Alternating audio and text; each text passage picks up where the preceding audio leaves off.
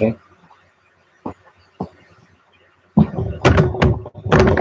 And no one's there. Okay, I can at least get set up.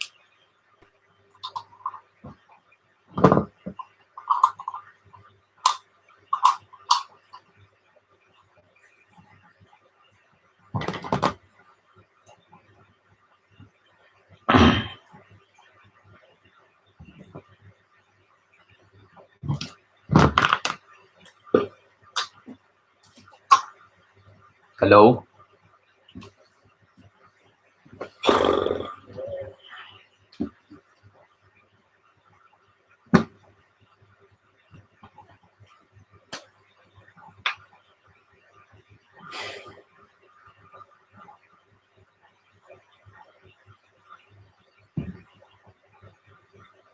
Hello, how are you today? Who is that? I still have trash from yesterday.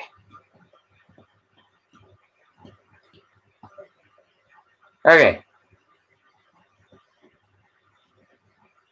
Just give me a second. Just going through some stuff.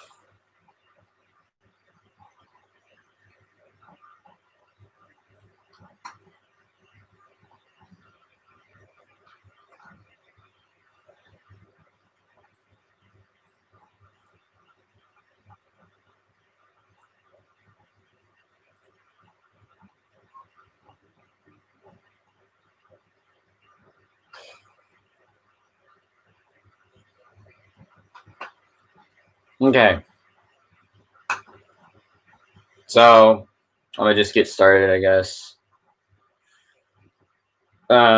Today we are going to be opening and seeing what we get out of this.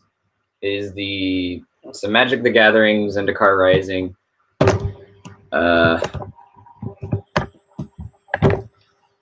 There, that should be good. So it's a Magic the Gathering Zendikar Rising gift edition box. Comes with a bunch of booster packs. Comes with some premium cards. Comes with a foil card box, which is actually pretty cool. Special foil. After we're done with that, we are going to... Wrong side. We are going to build this. We're going to build the plane. Going to build the plane. So we'll do that after we open this.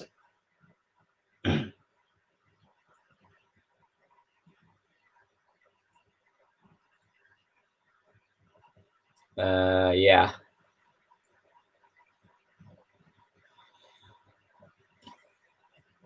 Okay. I think that's the amount of people we'll get right now. How do I want to do this? I just want to wait a bit, or what? Who's here? Is that in? This is just participants. Okay, never mind. That doesn't help. Can't see who's here or not. Okay.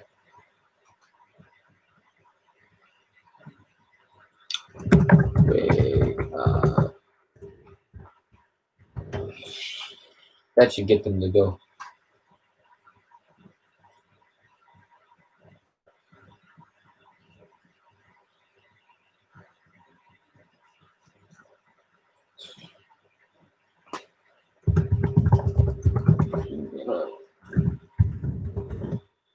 There we go.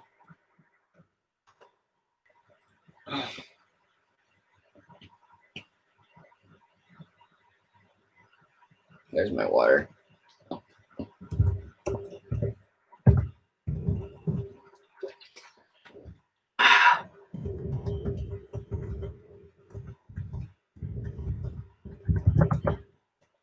There we go. Yawn. I really wonder who else is in chat.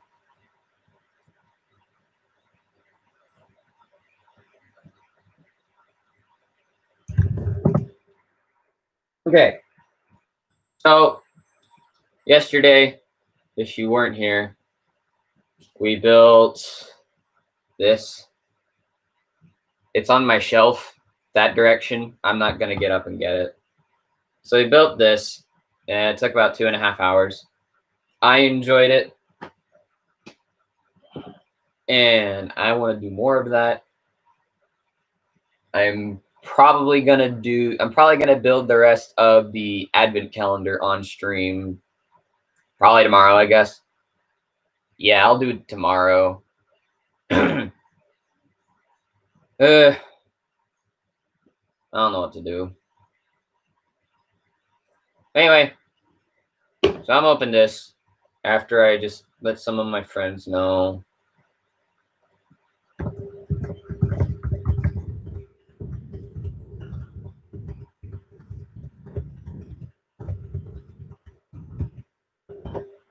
Okay. Letting people know. That's really all I'm doing. So with this box, it comes with 10 booster packs and then one collector booster pack. It also comes with a special oversized gift edition spin down life counter. And just for reference, I will grab a normal size life counter, like a normal spin down. Oh, they actually feel about the same. No, this one feels just a bit heavier. This is a normal spin down die. We just get it out. This is the oversized spin down. So this one, if you actually feel it, the bigger one is actually lighter. It's not as heavy. That or they're about the same. But so we got the oversized one, and then we got the normal sized one. And we get this. And I enjoy these because they always have the symbol. So that's that. That doesn't need to be here. This needs to be here. Yeah. I'm going to just keep track of how many viewers I got on the die. So apart also with that, we also get a mini poster, I guess. Something with just some art on it. Which is actually some pretty cool art. Hey, Grayson. So it's two sides and stuff. There's the other side.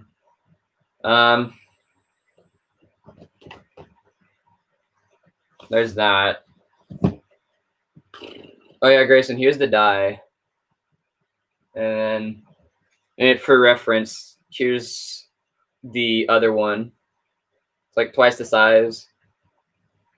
And it feels lighter. I don't know why. It feels much lighter than the smaller ones.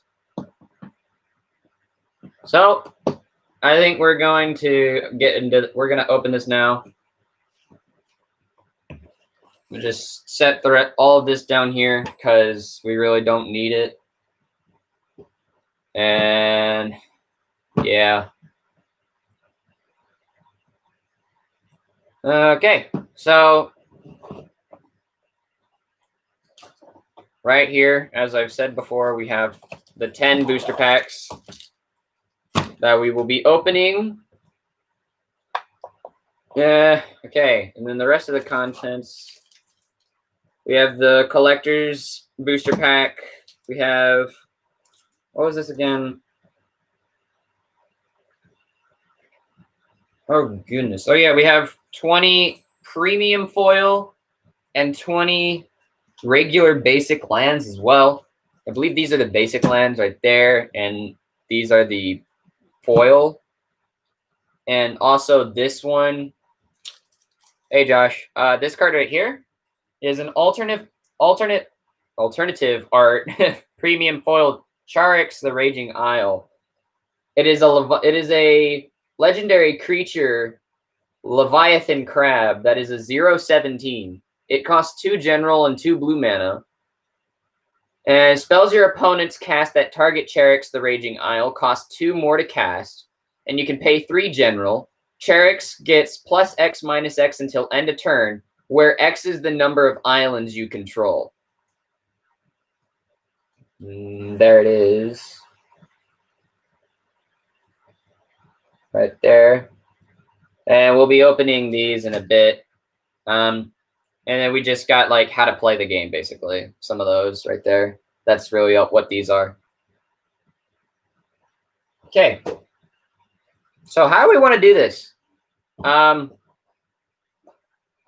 do we want to do this, guys? Should we open a pack? I'm gonna open a pack. I don't know if it matters or not, but let's open a Jace. So we get 10 of these packs, and each of them come with 15 cards. So if someone does the math,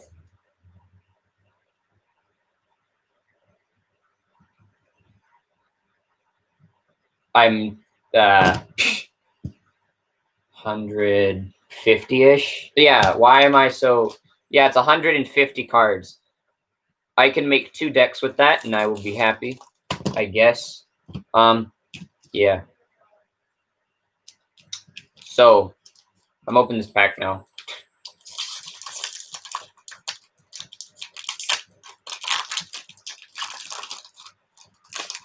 I'm going to just put the trash right there. Let's see what we get. Ooh. Okay, so they continued with that. That's good. That's good. I like that. Oh, we got some foils. Got a foil card. Yeah. Got a foil. Yeah, foil. Yeah. So, what we got?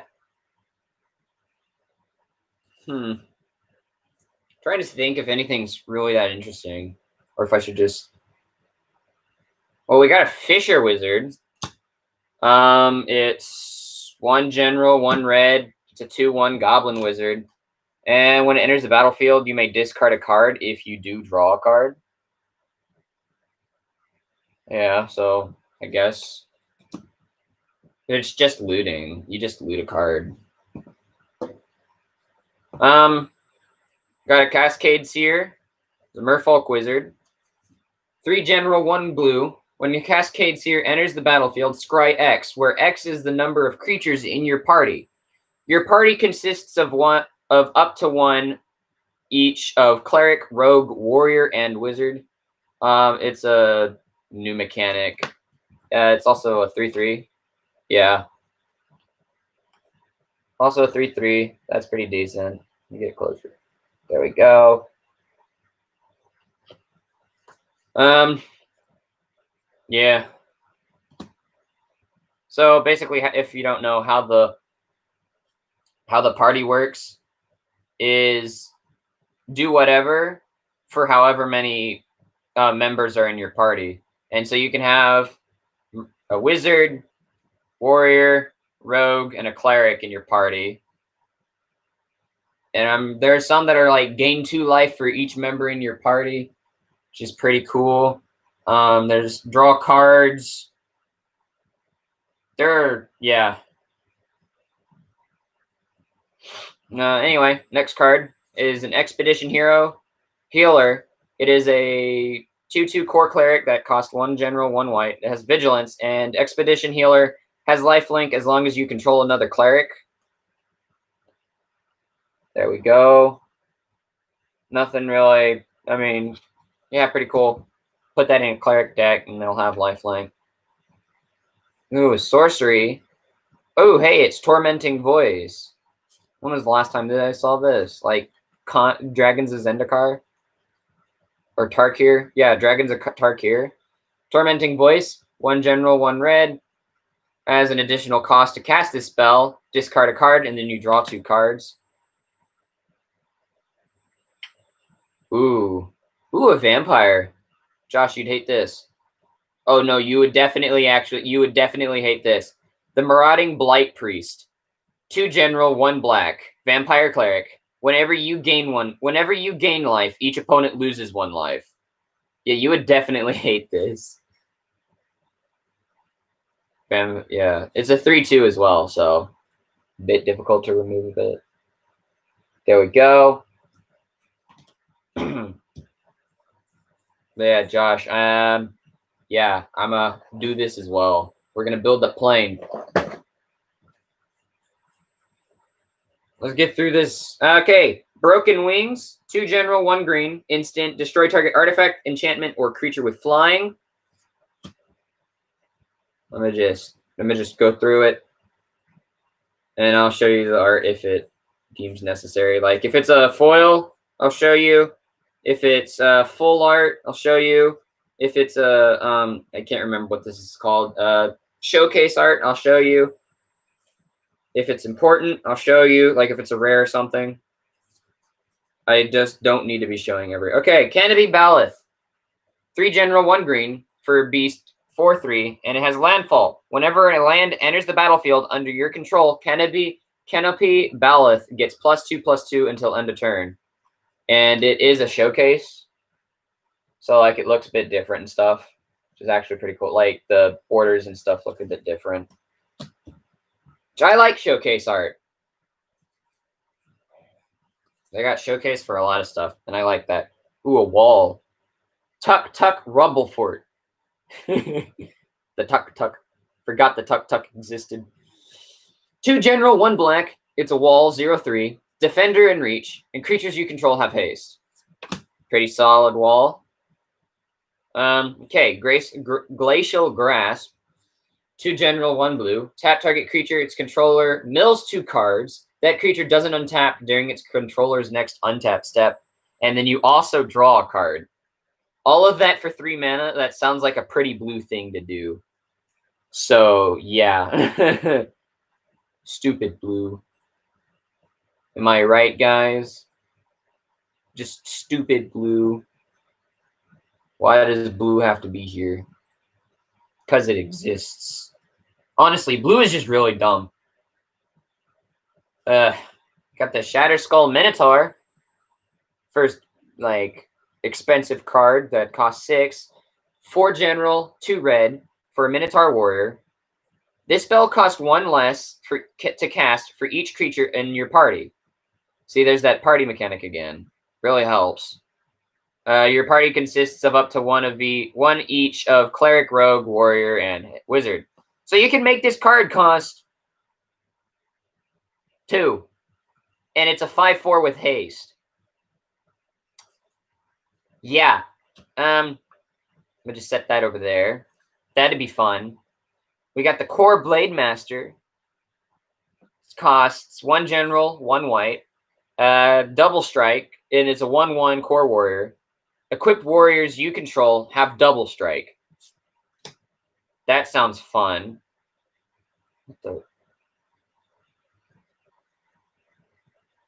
I've never understood. Okay, I watched a video about these cards. It's a dual card, but it's a different kind of dual card. I don't understand. It's like, can I play one or the other? Is that how it works? I just don't. It's a double-faced card. But do I play it and then I can play it again? I don't know. Anyway, Kazul's Fury, for one side, is an instant that costs 2 white. two general, 1 red, and as an additional cost to cast this, sacrifice a creature. Kazul's Fury deals damage equal to sacrificed creature's power to any target. And then on the other side, it is a land. Kazul's Cliff enters the battlefield tapped, and you can tap it for a red. I'm assuming what it is that you, like, when you get this card, you can either use it as you either play it as the land or you play it as the instant or whatever it is. I think that's how it's going to work. I really don't know. Ooh, now we get to the rare card. Inscription of Ruin is a sorcery for 2 general, 1 black. It has a kicker cost of 2 general, 2 black.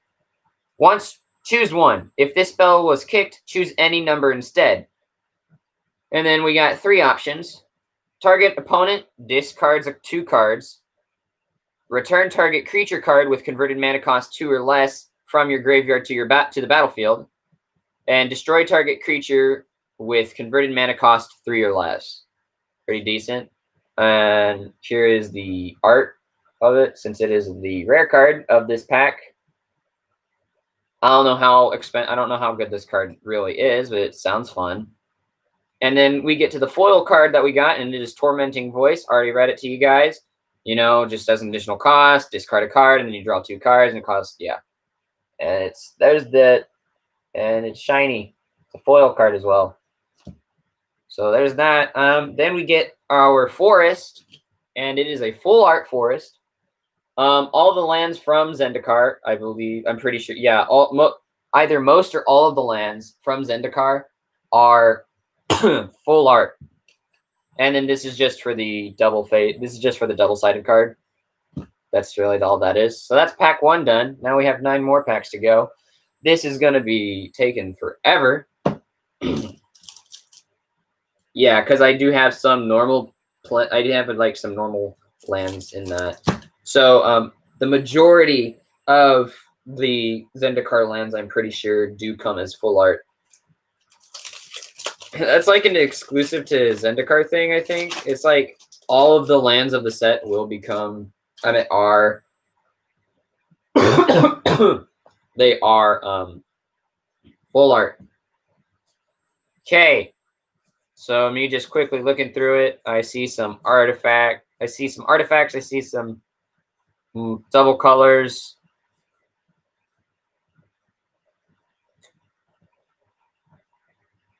Oh.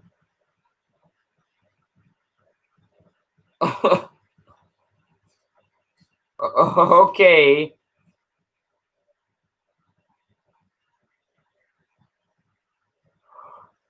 Okay.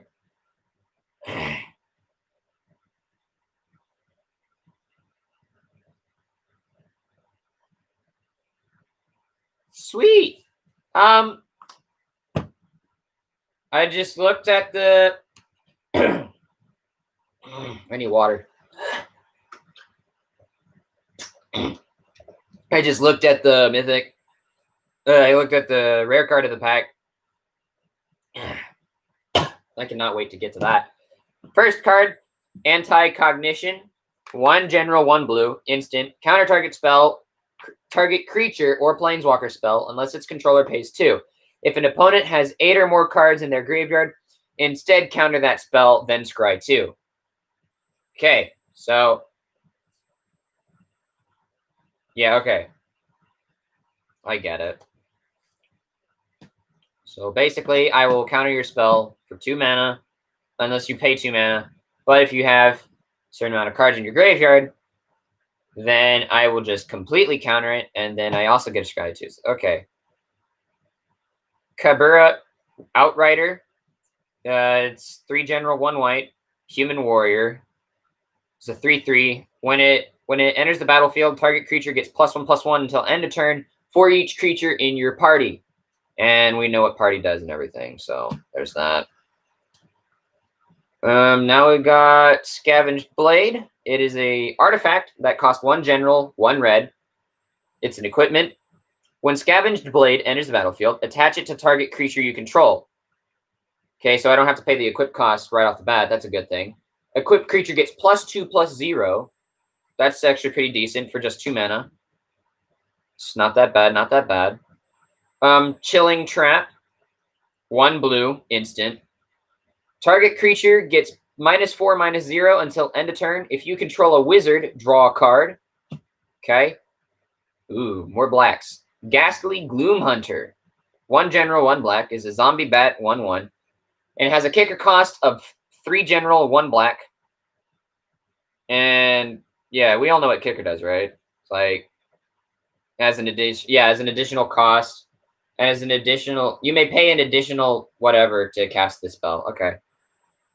It has flying and lifelink, and if Ghastly Gloom Hunter was kicked, it enters the battlefield with 2 +1/+1 counters on it. Sounds fair. Get paid 2 mana for each counter.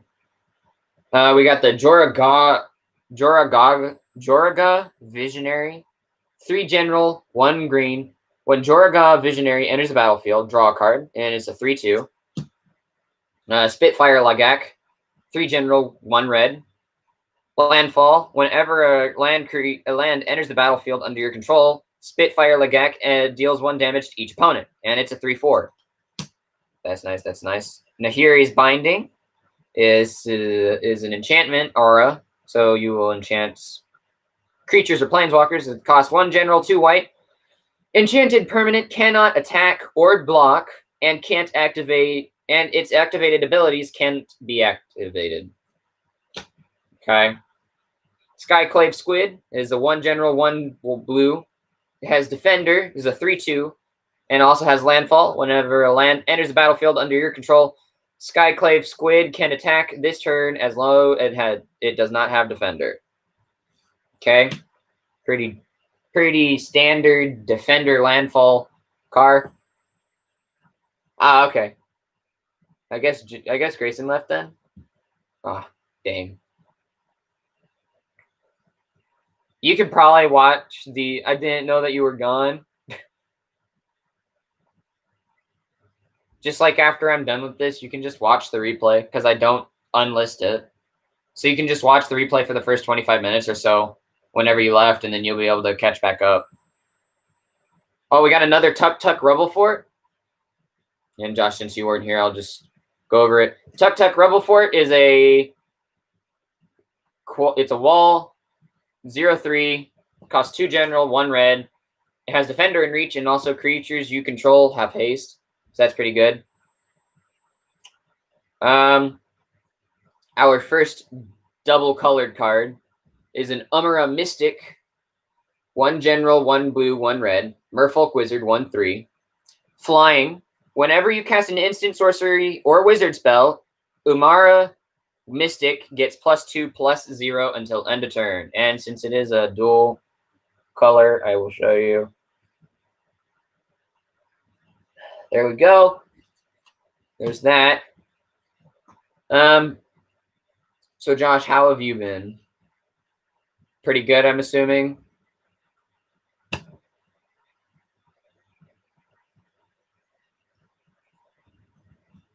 assuming you're doing pretty good. Aiden says that you were playing Fortnite since like 5 o'clock in the morning.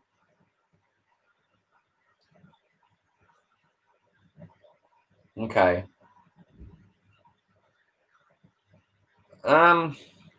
Yeah. So, Josh, this pack I'm pretty sure was really good. And you'll see in a second after we go through the next 3-ish cards, you will see this was what I would think is a really good card. Anyway, we got Bloodchief's Thirst for 1 black sorcery, and it has a kicker cost of 2 general, 1 black. Destroy target creature or planeswalker with converted mana cost 2 or less. If this spell was kicked, instead destroy target creature or planeswalker. For 4 mana, that's okay. That's decent for a kill spell. Just as like, oh, whatever, bang. It's still a pretty decent card anyway. We got Malakir Rebirth and Malakir Mire. Malakir Rebirth is an instant that's 1 black. Choose a target creature. You lose 2 life. Until end of turn, that creature gains. When this creature dies, return it to the battlefield under its owner's control. Okay, and then the Mire is when it enters the battlefield tapped, and you can add black. And since this is a dual card, I will show that off. Good look, right? Okay. And then here's the other side of the Mire. There's that. So there's a new kind of, like, Josh, if you weren't here when I went over the first one, there's a new kind of Duel Land. And I'm assuming what you do is you have it, right? So it's 2 sides, right? It's like whatever and then a land. And I'm assuming what you do is you draw this card and then you can play it as either the land or the instant. In this case, it's an instant. And like once you play it as one, you can't play it as the other. That's what I'm thinking. I'm like, and so far I've gotten 1 each pack, even though this is the second pack, but still. And also, Josh, this is the card I was telling you about. I'm just gonna let you read that for if you can or cannot. Just look at that. Second pack. Look at that. Why? Why am I getting this? Second pack. This tells me that there's a probability that I could get more. Like I could get more of them, or like not this one specifically, but like more mythics and stuff. And I rarely get mythics or any good rare cards for that matter. Oh, you're gone. Are you gone, Josh? Please don't be gone. Don't let me just be talking to myself.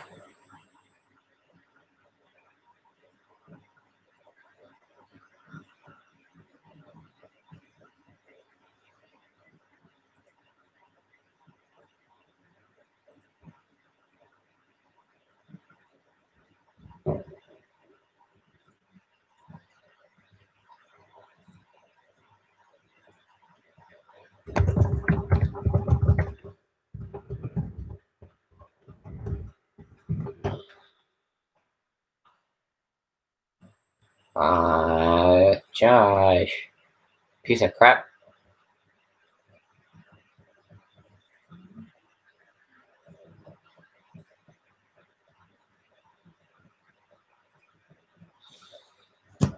I hope Josh gets back. I'm gonna just sit here for a bit, I guess.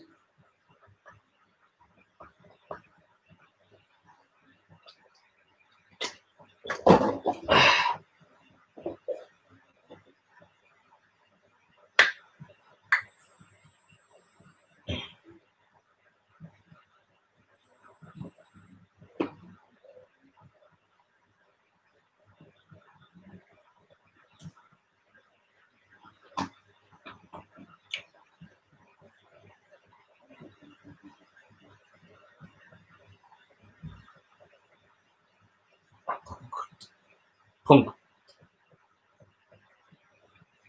Punk.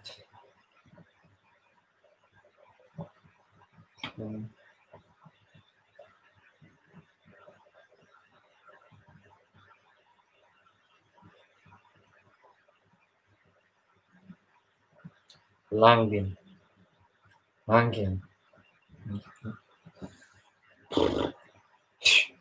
When no one's here, so you just decide to do some German.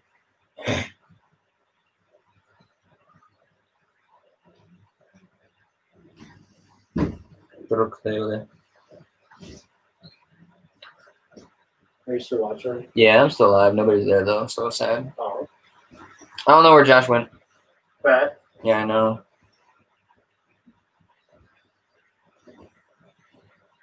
Because unless it's actually showing like that's me, you know. Yeah. Like, because like it shows that there's one person Wait, what have you been doing? opening packs. Yeah. Wait, what are you doing right now? Opening packs and waiting for people.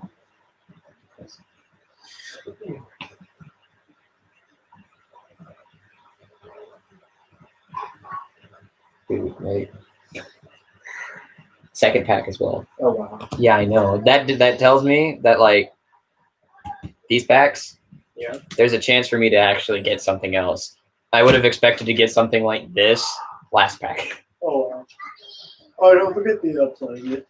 The plane. Oh yeah, the plane. Yeah. I told Josh.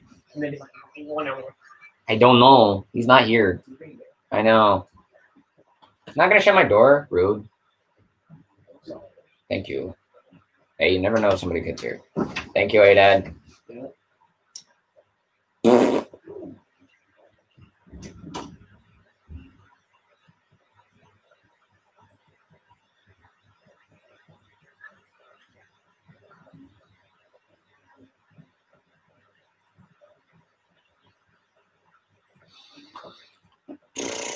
Okay.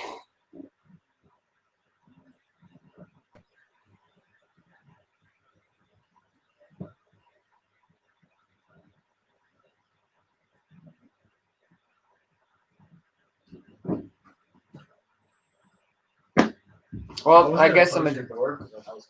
I guess I'm gonna just keep going. They can just watch the replay.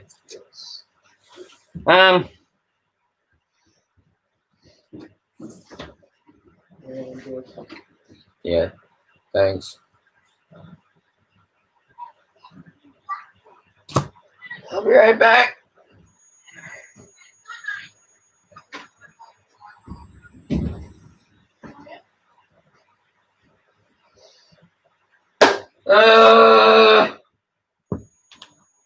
When you're lonely.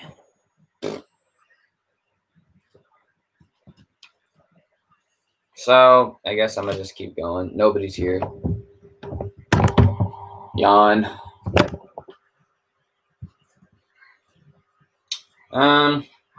Jace Miramage.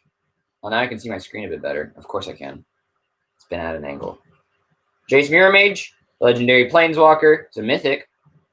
1 general, 2 blue. It starts with a loyalty of 4 and has a kicker. It has a kicker cost of 2. When Jace Miramage enters the battlefield, if Jace was kicked, create a token that's a copy of Jace Miramage, except it's not legendary and its starting loyalty is 1. His +1 loyalty ability is Scry 2, and then he has a 0 ability. Draw a card and reveal it. Remove a number of loyalty counters equal to that card's converted mana cost from Jace Miramage. Just show that off again. Now the thing is, I wonder, it's like,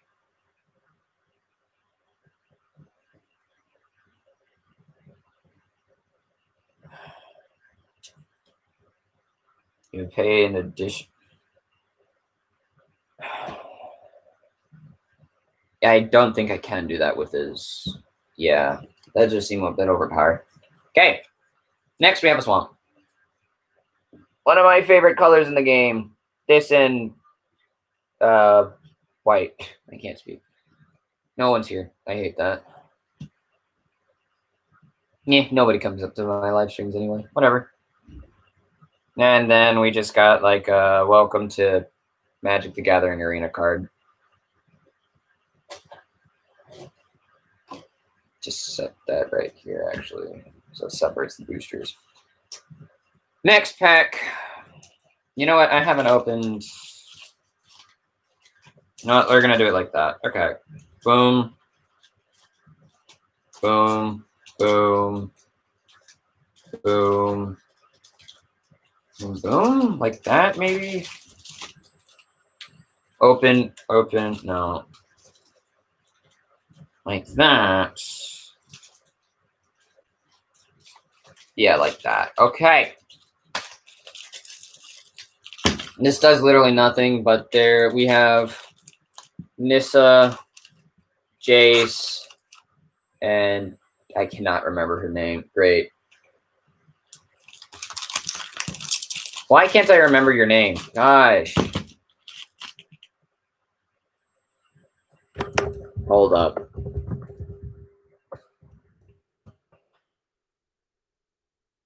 It's like a K. I think it starts with a K. No, it doesn't. I don't think so. All this stupid stuff that keeps popping up on my... I don't need you. What is your name again? Nahiri, I think it is? Yeah, it's Nahiri. Why did I not remember that? Okay, whatever. So, yeah, so we got Nissa, Jace, and Nahiri on the booster packs. Then, on the collector's booster pack, we have Umnath, I believe is his name. I think it's Umnath. Hold up. Just make sure I'm not... Or is it Omnath?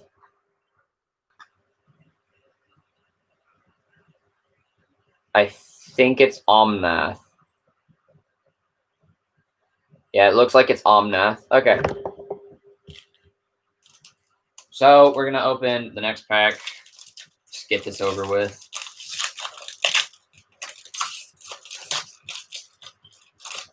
Uses a knife. As I said, even though nobody's here, I will show off foils, rares, full art, all that good stuff. Oh, thanks, Mom. Yay. Yeah, I can. I like that one. I know it is. Hello. Who is here? Hello there. I am Red Reptilian. Unless you already knew that. I don't know. However. So we've just been opening card packs. Nothing really that big. I'm going to just get back into it. Smite the Monstrous is 3 general mana, 1 white mana. It's an instant, and destroy target creature with power 4 or greater. Something Might doesn't do. I mean, they destroy enchantments and stuff, but not really creatures. So, seeing that they do that, that's nice. Next, we have a Scorch Rider. Is 3 general mana, 1 red. It's a human warrior. It's a 4/3. I need a better way to go over these things. It has a kicker cost of 1 general, 1 red. And when Scorch Rider enters the battlefield, if it was kicked, it gains haste until end of turn. Don't know what I'll use that for, but I'll probably think of something. Probably just throw it in a red deck. I can't tell if this card has already been there. I really don't know. Okay. Into the Royal is 1 general, 1 blue. It's an instant, and it has a kicker cost of 1 blue, 1 general mana. And return target non-land permanent to its owner's hand. If this spell was kicked, draw a card. 4 mana, draw a card, and also returning a card. Whatever do you want? Okay. Yeah, you too. Mind Drain, sorcery that costs 2 general, 1 black. Target opponent discards 2 cards, mills a card, and loses 1 life. You gain 1 life. And if we don't know what mill is, to mill a card, a player puts the top card of their library into their graveyard. Quite simple. Just taking cards off the top of your library and putting them in the graveyard. And getting really angry because of it. Because that card on the top could have been the one that just would have changed the game. And your friend just plays a card that costs like 3 mana and is like, hey, mill the top card. And then you mill that card and you're like, well, I'm dead. Happens to all of us, I guess. At some point. Unless you're me. I'm the one that does it.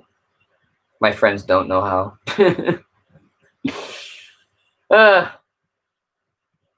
Bye. Adventure awaits. 1 general, 1 green. Sorcery. Look at the top 5 cards of your library. You may reveal a creature card from among them and put it into your hand. Put the rest on the bottom of your library in a random order. If you didn't put a card into your hand this way, draw a card. Man, I wish that person said something so I could have been like, hello, welcome. But they didn't. Jesus, I hate going over cards. I just can't do it. Lego is easy. I just build it. Going over cards is near impossible for me because I have to read everything. I need to take off this hat. It's itching my head. Okay. I would speedrun, but it's like, what if you guys want to know? It's like, oh, what's that?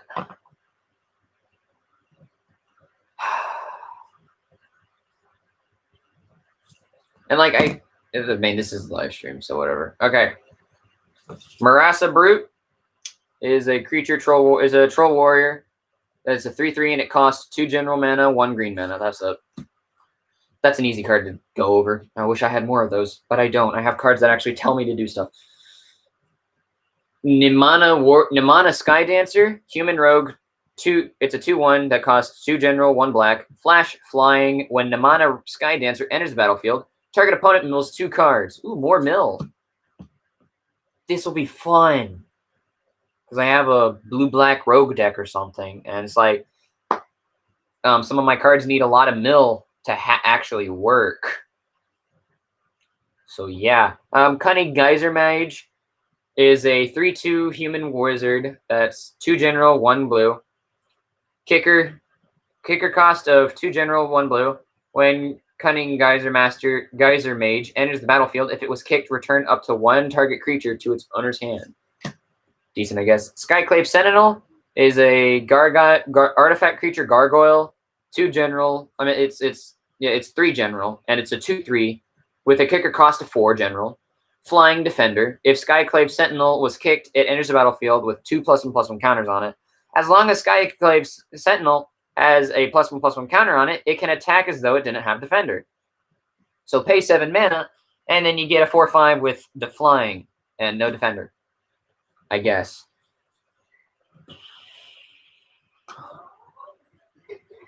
I'm so bored. I wish I had somebody to talk to. Nobody wants to be around me.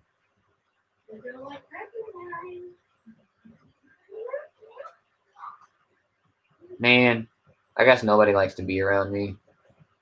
That's sad. Vanquish the Weak. This is a card I know. This is a card I know from, what was crap? Ixalan, yeah, with vampires. Fun. I know this card all too well because I use it a bunch. It's a fun card. They're actually not really a fun card, just I know it. I don't know what I'm saying. It's 2 general, 1 black, instant, and it destroys target creature with power 3 or less. That's all it is.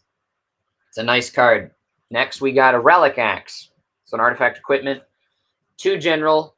When Relic Axe enters the battlefield, attach it to target creature you control. Okay, I'm seeing something that with equipments, when it enters the battlefield, you just equip it instantly. You don't have to worry about its equip cost until after. Equipped creature gets +1/+1. If it's a warrior, it gets +2/+1 instead. Okay, I wish it was a stacked buff because I've seen those before, but whatever. Roiling Regrowth is an instant for 2 general, 1 green. Sacrifice a land, search your library for up to 2 basic land cards, put them onto your battlefield tapped, then shuffle your library. Merfolk Falconeer, or is it Falconer? I don't know. 3 general, 2 blue. It's a Merfolk Wizard with 4, is a 4/4. It has flying, and whenever you cast a kicked spell, scry 2. And there went my regrowth. Oh no. Give back. There we go. How do you find your high school GPA? Your what? My GPA in your high school. I have no idea. Because why? No, you can't. There. Now go. I'm trying to record videos and stuff. And you mine. Sure. Take it. It is mine. Okay, get out. Gosh.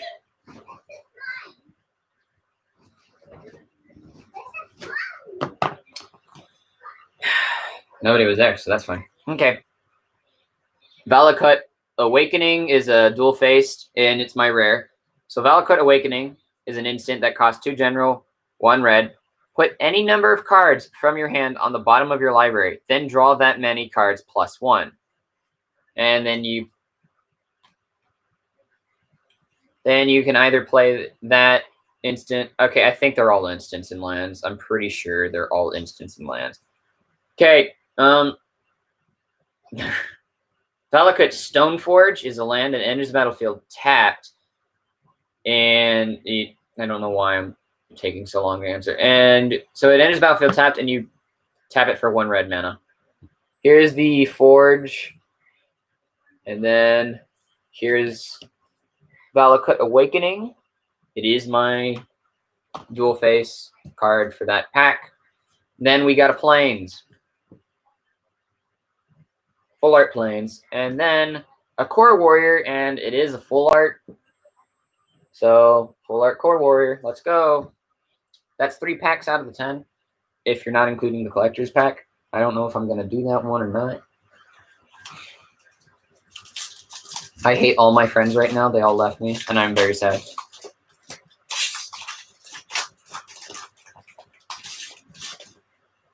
So we're going to open another Jace Mindmate. We're going to open another Jace pack. Doesn't matter at all. And this time I'm not going to look through it. Synchronized Spellcraft. It's an instant. 4 general, 1 red. Synchronized Spellcraft deals 4 damage to target creature and X damage to to that creature's controller, where X is the number of creatures in your party. that makes sense. I don't know why I just saw X and was instantly like, yeah, this is going to be a party card. I don't know why. I just did. Who knows? That's a heavy hitter card for only 5. Tazeem Royal Mage, 1 general, 1 blue for a 2/1 Merfolk Wizard. It has a kicker cost of 4. When Tazeem Royal Mage enters the battlefield, if it was kicked, return target instant or sorcery card from your graveyard to your hand. 6 mana, get that 5 mana card back. Probably deal more damage with it.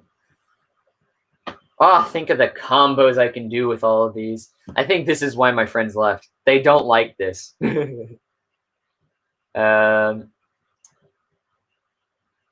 Yeah, okay. Farsight Adept is core wizard. It's a 3/3 core wizard for 2 general, 1 white. That's how I'm gonna do the creatures. Hopefully I can remember that. List off the power toughness, lift off what it is, and then yeah, okay. When Farsight Adept enters the battlefield, you and target opponent each draw a card. Sweet. We got another Joraga Visionary. Just paying 4 mana to draw a card, and it's a 3/3 when it enters the battlefield. Stonework Pack Beast is a 2/1 artifact creature beast for 2 general mana. Stonework Pack Beast is also a cleric, rogue, warrior, and wizard.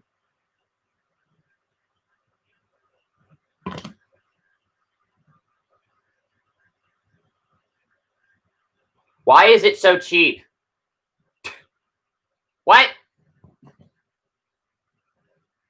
You're a beast, a cleric, a rogue, a warrior, and a wizard. And you can pay 2 general to add 1 mana of any color.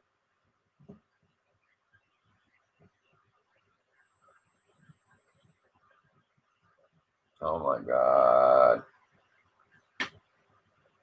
Okay.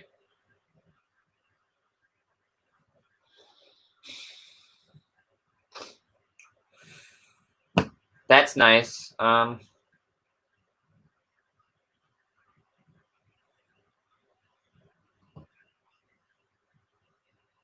Bro, it's so good for this set for the Zendikar Rising because the new mechanic, and I'm pretty sure I feel like it'll only be for this set and possibly future sets that are like most likely it'll be in the D&D set when that comes out, the Dungeons and Dragons set, because it's a party. It's basically like it's like adventures and stuff. So I'm 100% sure, or actually I'm 99% sure that what? Your dad wants to apply you for the free cycles.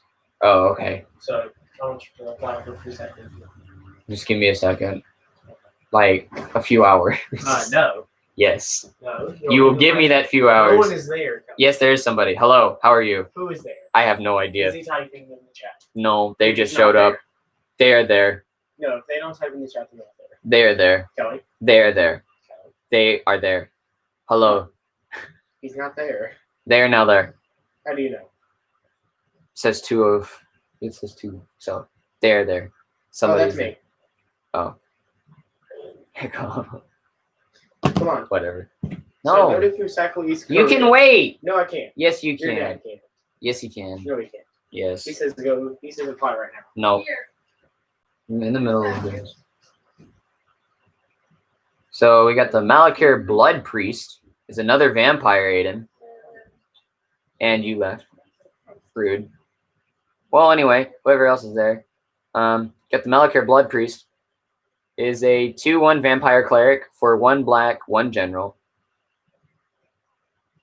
And it's another party card. When Malakir Blood Priest enters the battlefield, each opponent loses X life and you gain X life, where X is the number of creatures in your party.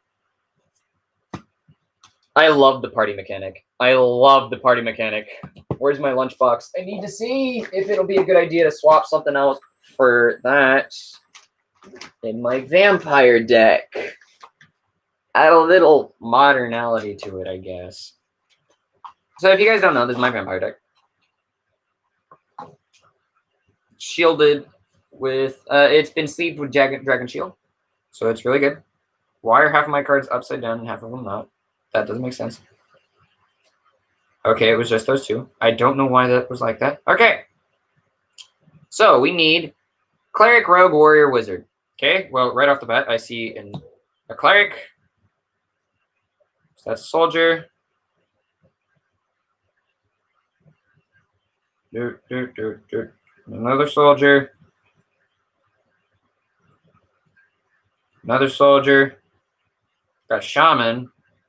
Another Cleric. Another Soldier. Soldier, Soldier. It's a Knight, Soldier. Shaman. Knight. Cleric.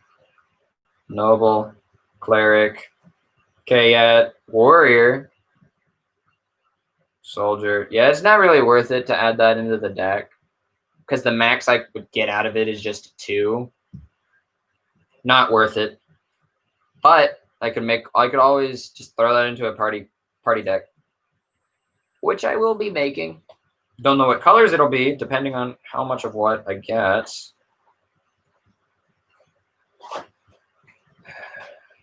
Yeah.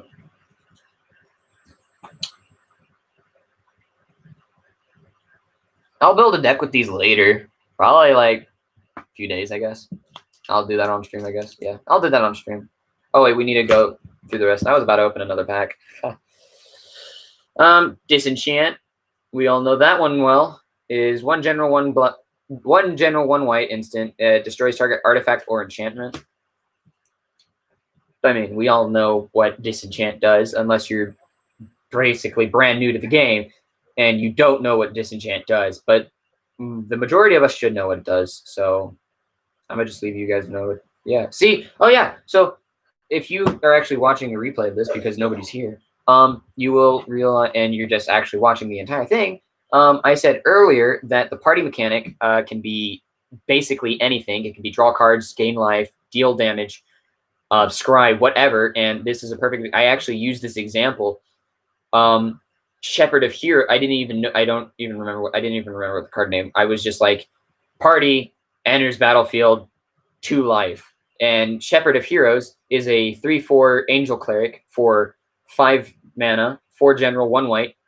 Has flying, and when it enters the battlefield, you gain 2 life for each creature in your party.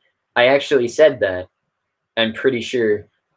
I was like, one of them is like gain 2 life for each creature in your party, or something like that. So I'm actually surprised that happened. Wow, I can't believe that I was actually right with one of them. Whatever. Next card, Living Tempest. Is a 3/3 elemental for 4 general, 1 blue, and has flash and flying. That's it. Spring Mental Cleric is a 2/3 elf cleric for 4 general and 1 green. Spring Mantle Cleric enters battlefield with a +1/+1 counter on it for each color of mana spent to cast it. Okay. So this is best for a 5-color deck because... Yes, actually. Oh, gosh. That's a 6/7. I don't want to play it against any super good players like that. No, thank you. I'm not that good. Just bully my friends. I go bully. Roost of Drakes. 1 general. I mean, it's not 1 general. It's 1 blue. It's an enchantment kicker of 2 general, 1 blue. When Roosted Dragons enters the battlefield, if it was kicked, create a 2/2 blue Drake creature token with flying. Whenever you cast a kicked spell, create a 2/2 blue Drake creature token with flying. Okay. I'm seeing a lot of kicker in this as well, so I might make a kicker party deck. That sounds fun. And we get to my Dual Faced. And it's not an instant this time. This is a creature. Black Bloom Rogue is a 2/3 human rogue for 2 general and 1 black.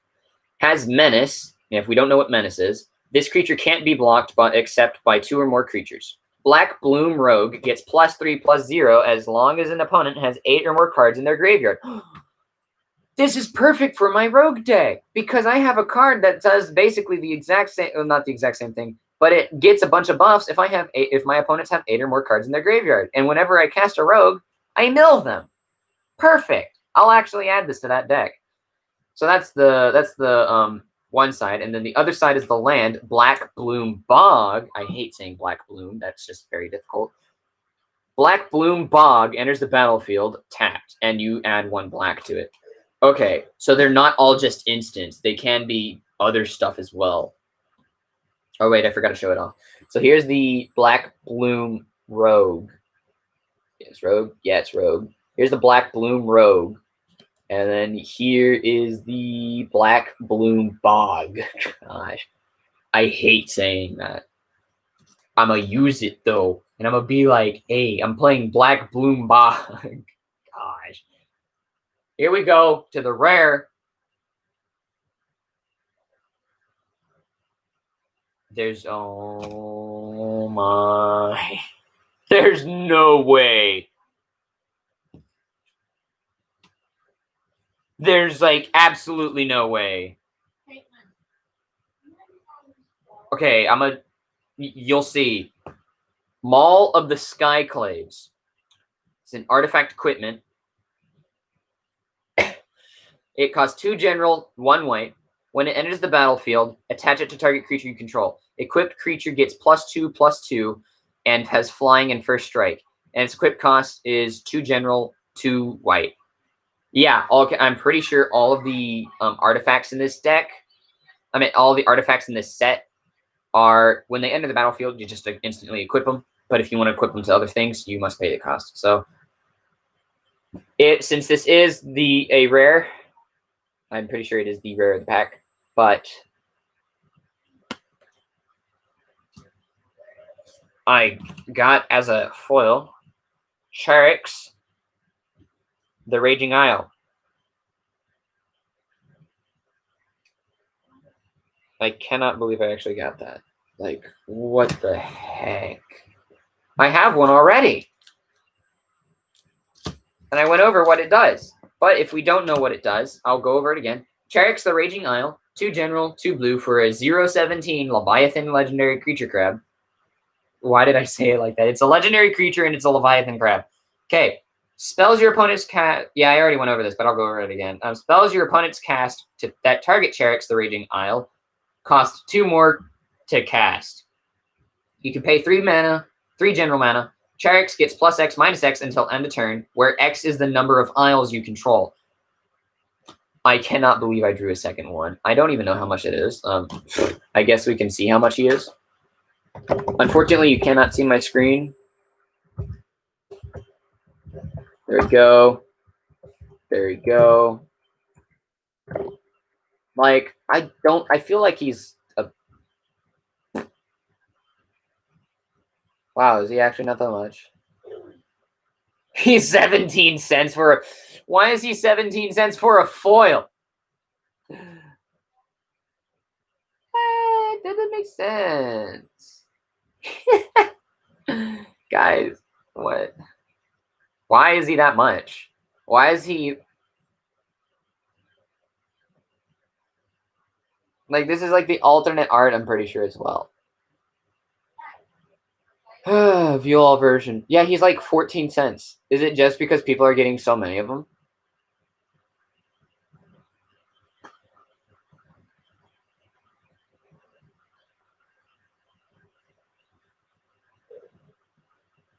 Yeah. Wow. Promo pack Zendikar. I don't see a difference. Whatever. Wow. Okay. I'm very surprised at that. That he is only like 14 or so. Like, he's not, like, I'm pretty sure he's cheaper as a foil. What? Like, I mean, yeah, I mean, he's not that great, but it is his 0/17 crab. So, and he's very situated. Like, and he can adapt as well. Like, say your opponent plays a kill spell that targets, like, oh, destroy target creature with power 5 or greater. You just use Charix's ability to do +X/-X. Wait, I said power or toughness? Yeah, toughness of 5 or greater. And you just knock them down to lower than 5, and then it can't die. So, I mean, it's a decent card, but I'm definitely using it. I'll piss off my friends so much. And then we got the land. Is an island. Pretty cool though. I cannot believe I got another Cherix. Like, I don't care that it's not like, but like getting 2 rares out of the same pack, I never do that. Also, it being foil, I never do that. Also getting another rare that I've already gotten, I never do that. Especially one that I actually kind of want. Even though he's not that good, it's kind of fun to use. It'll be fun. And then we got my dual face card. That's it. Okay. Next pack. We have 5 after this one. So this is our number. This is number 5, and then we'll wait. 6, 7, 8, 9, 10. Yeah, this is number 5, guys. This is pack number 5. After this, I'm gonna take a break actually, because yeah. Okay.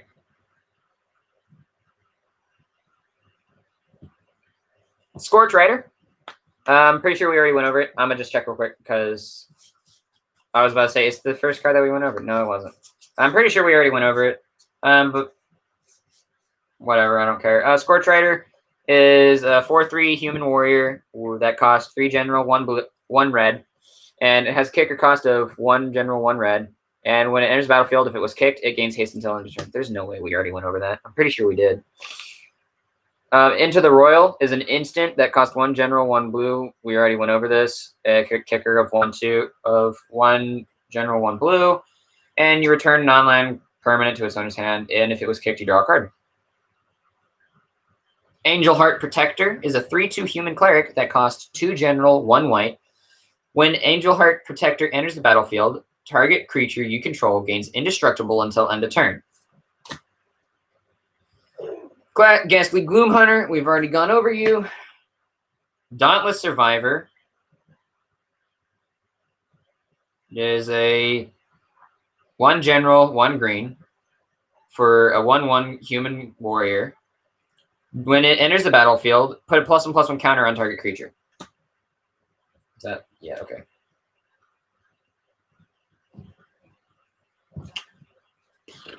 Okay, Expedition Skulker. 1 general, 1 red, 1 black.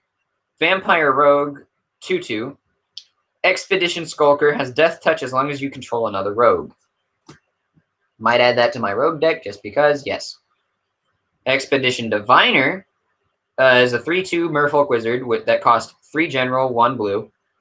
It has flying, and as long as you control another wizard, Expedition Diviner has when this creature dies, draw a card. Okay, everything with Expedition in the name, depending on the color, is going to have certain thing. Red might be haste. White might be like first strike or lifelink. Green is probably tap for land, maybe. Something like that. Nissa Zendikar is an enchantment aura for 3 general mana, 1 green. Enchant land. Enchanted land is a 4/4 elemental with 4/4 elemental creature with reach and haste. It's still a land. When enchanted land dies, return that card to its owner's hand. I like that. I thought that was a black-white card. It's not. I like that. I gotta remember that the white showcase make it look like that. Prowling Felidar is a 2/3 cat beast for 3 general mana and 1 white. It has vigilance and landfall. Whenever a land enters the battlefield under your control, put a +1/+1 counter on Prowling Felidar. That will get out of hand very quickly. Especially if people make landfall decks. And if I can get certain cards, I will be pumping lands out. And since it is a showcase, I will show you off the showcase. My hand is so stuttery. Showed it off. Boop, doop, doop, doop, doop. Yeah, I'm so sad.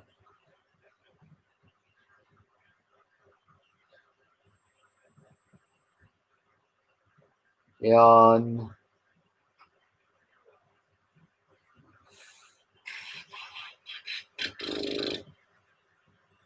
I don't know what to do.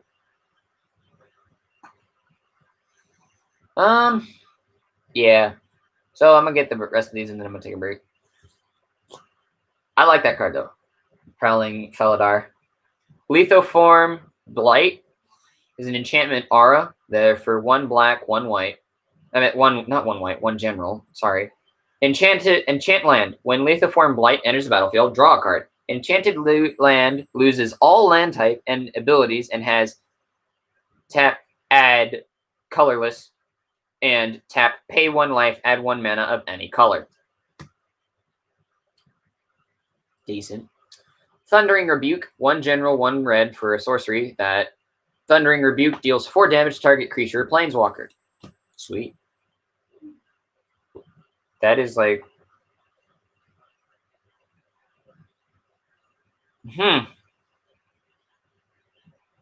Okay, so pretty sure this is like the most...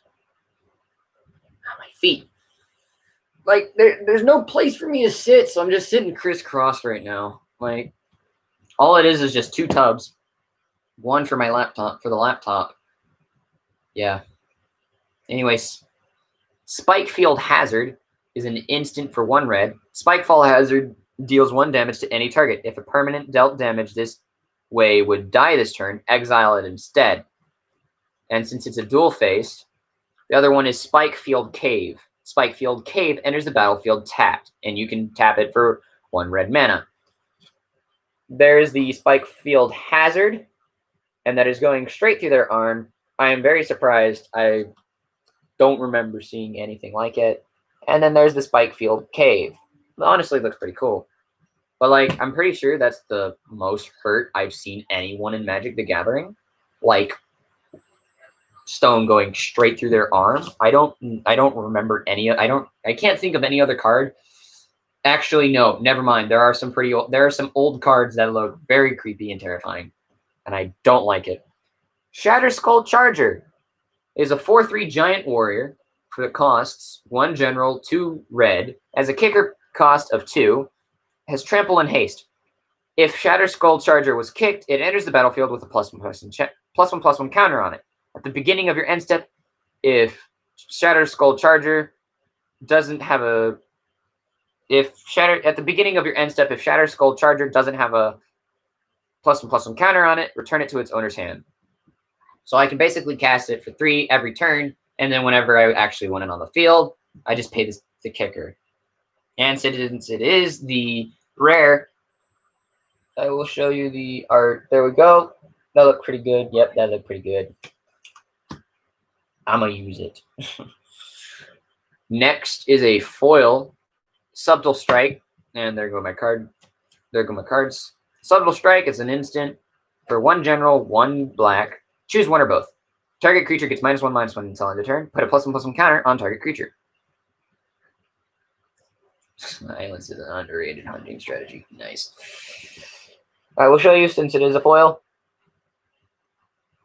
Yep. Since it is foil, you get to see what it is because it is foil. Next, we got a mountain. Honestly, I'm liking this mountain. Never seen a mountain in the sky before, unless you hit Zendikar. Zendikar is like, I'm pretty sure Zendikar is the only place with mountains in the sky. And then we got another dual face card. One of the dual faces. Right, I said I was going to take a break. I don't know what to do for the break.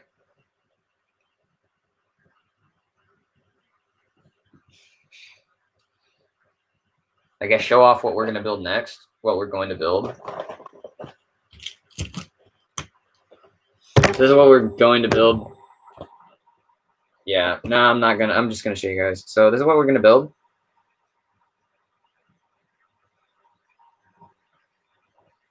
And so then, yeah. So basically how the rest of the stream is going to work. So we've opened all these cards. I'm going to take like a 5-minute break. Then I'm come back, open all these. Take like a 2-minute break. Maybe open the pack. I don't think I'm going to. This stuff can stay closed. But anyway, like after that other break, I'm going to open this. And then we're going to build a plane. This side has a better picture. We're going to build a plane. Yeah. And then that should be the stream. So how about, I don't know what to do. Yeah, I'm gonna just, Nah. Okay. I'll be back. I'm going to refill my water bottle.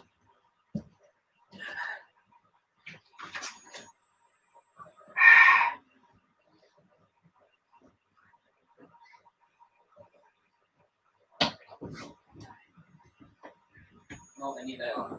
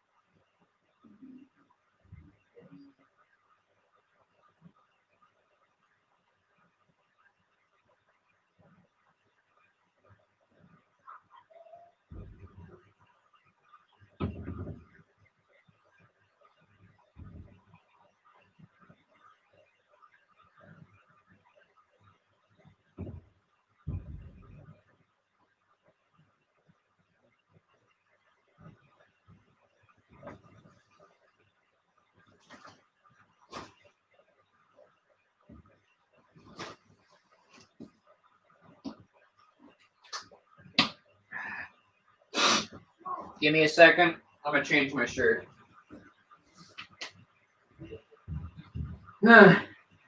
Forgot to do that.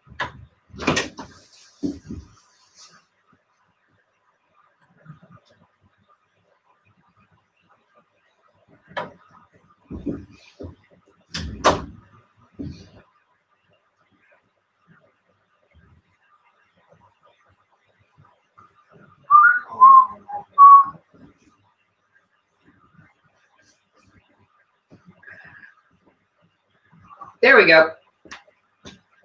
These over here. Ow. Foot. Okay. We're back. And this is my shirt. And this is what I think about the stream. I don't even think that was 5 minutes. I think I was just like, meh. So we're going to open these in a second. Let me just check a few things.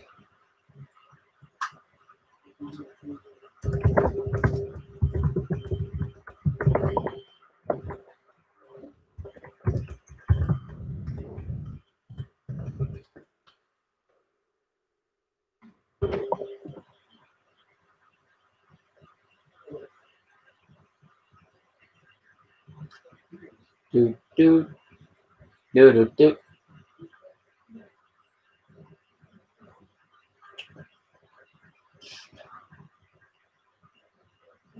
Okay. So, yeah.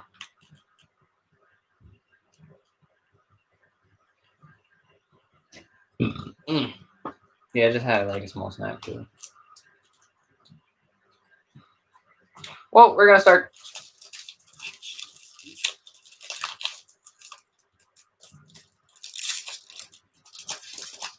By opening this next pack.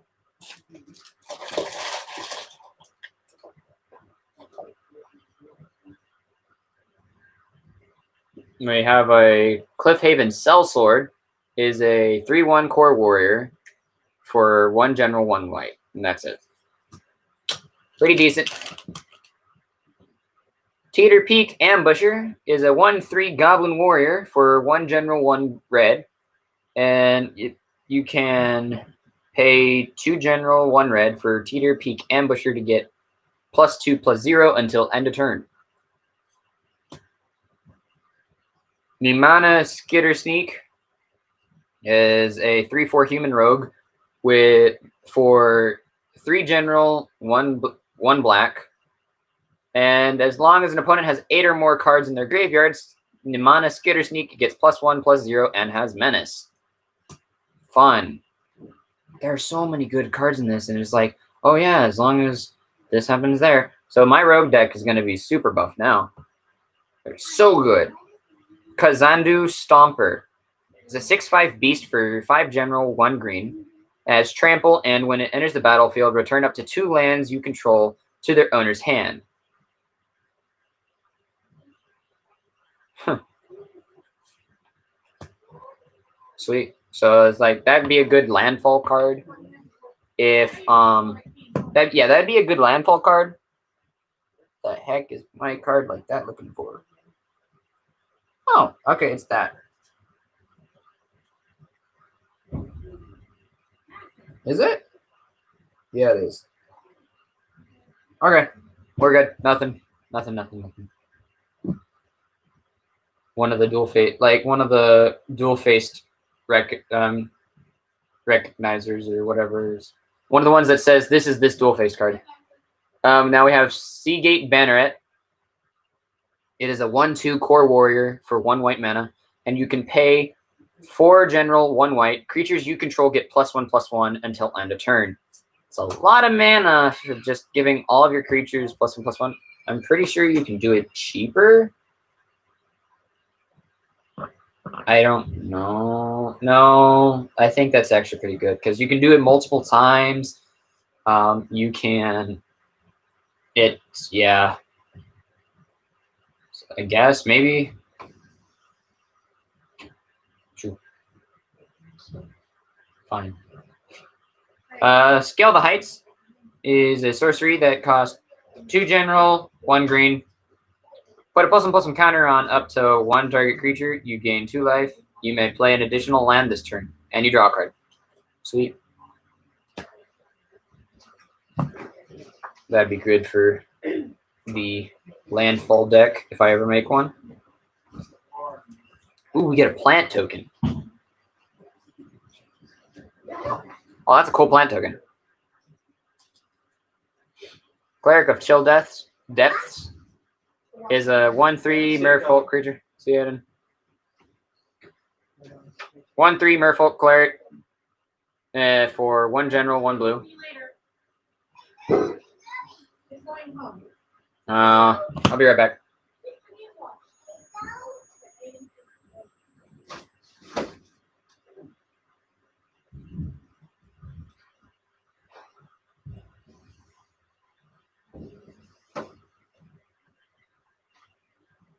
Okay.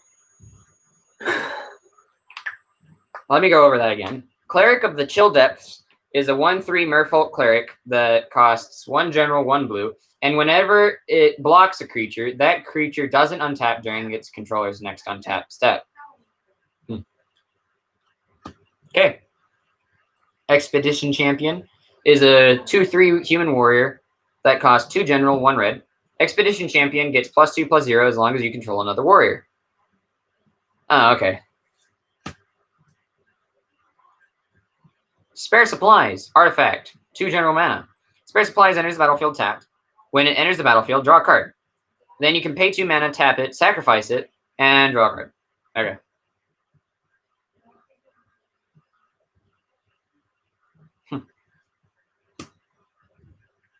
Guldra's Mucklord is a 2/3 crocodile for 2 general mana and 1 black mana. When it dies, put a +1/+1 counter on target creature you control. That's fun. Throw it at the enemy to just instantly die.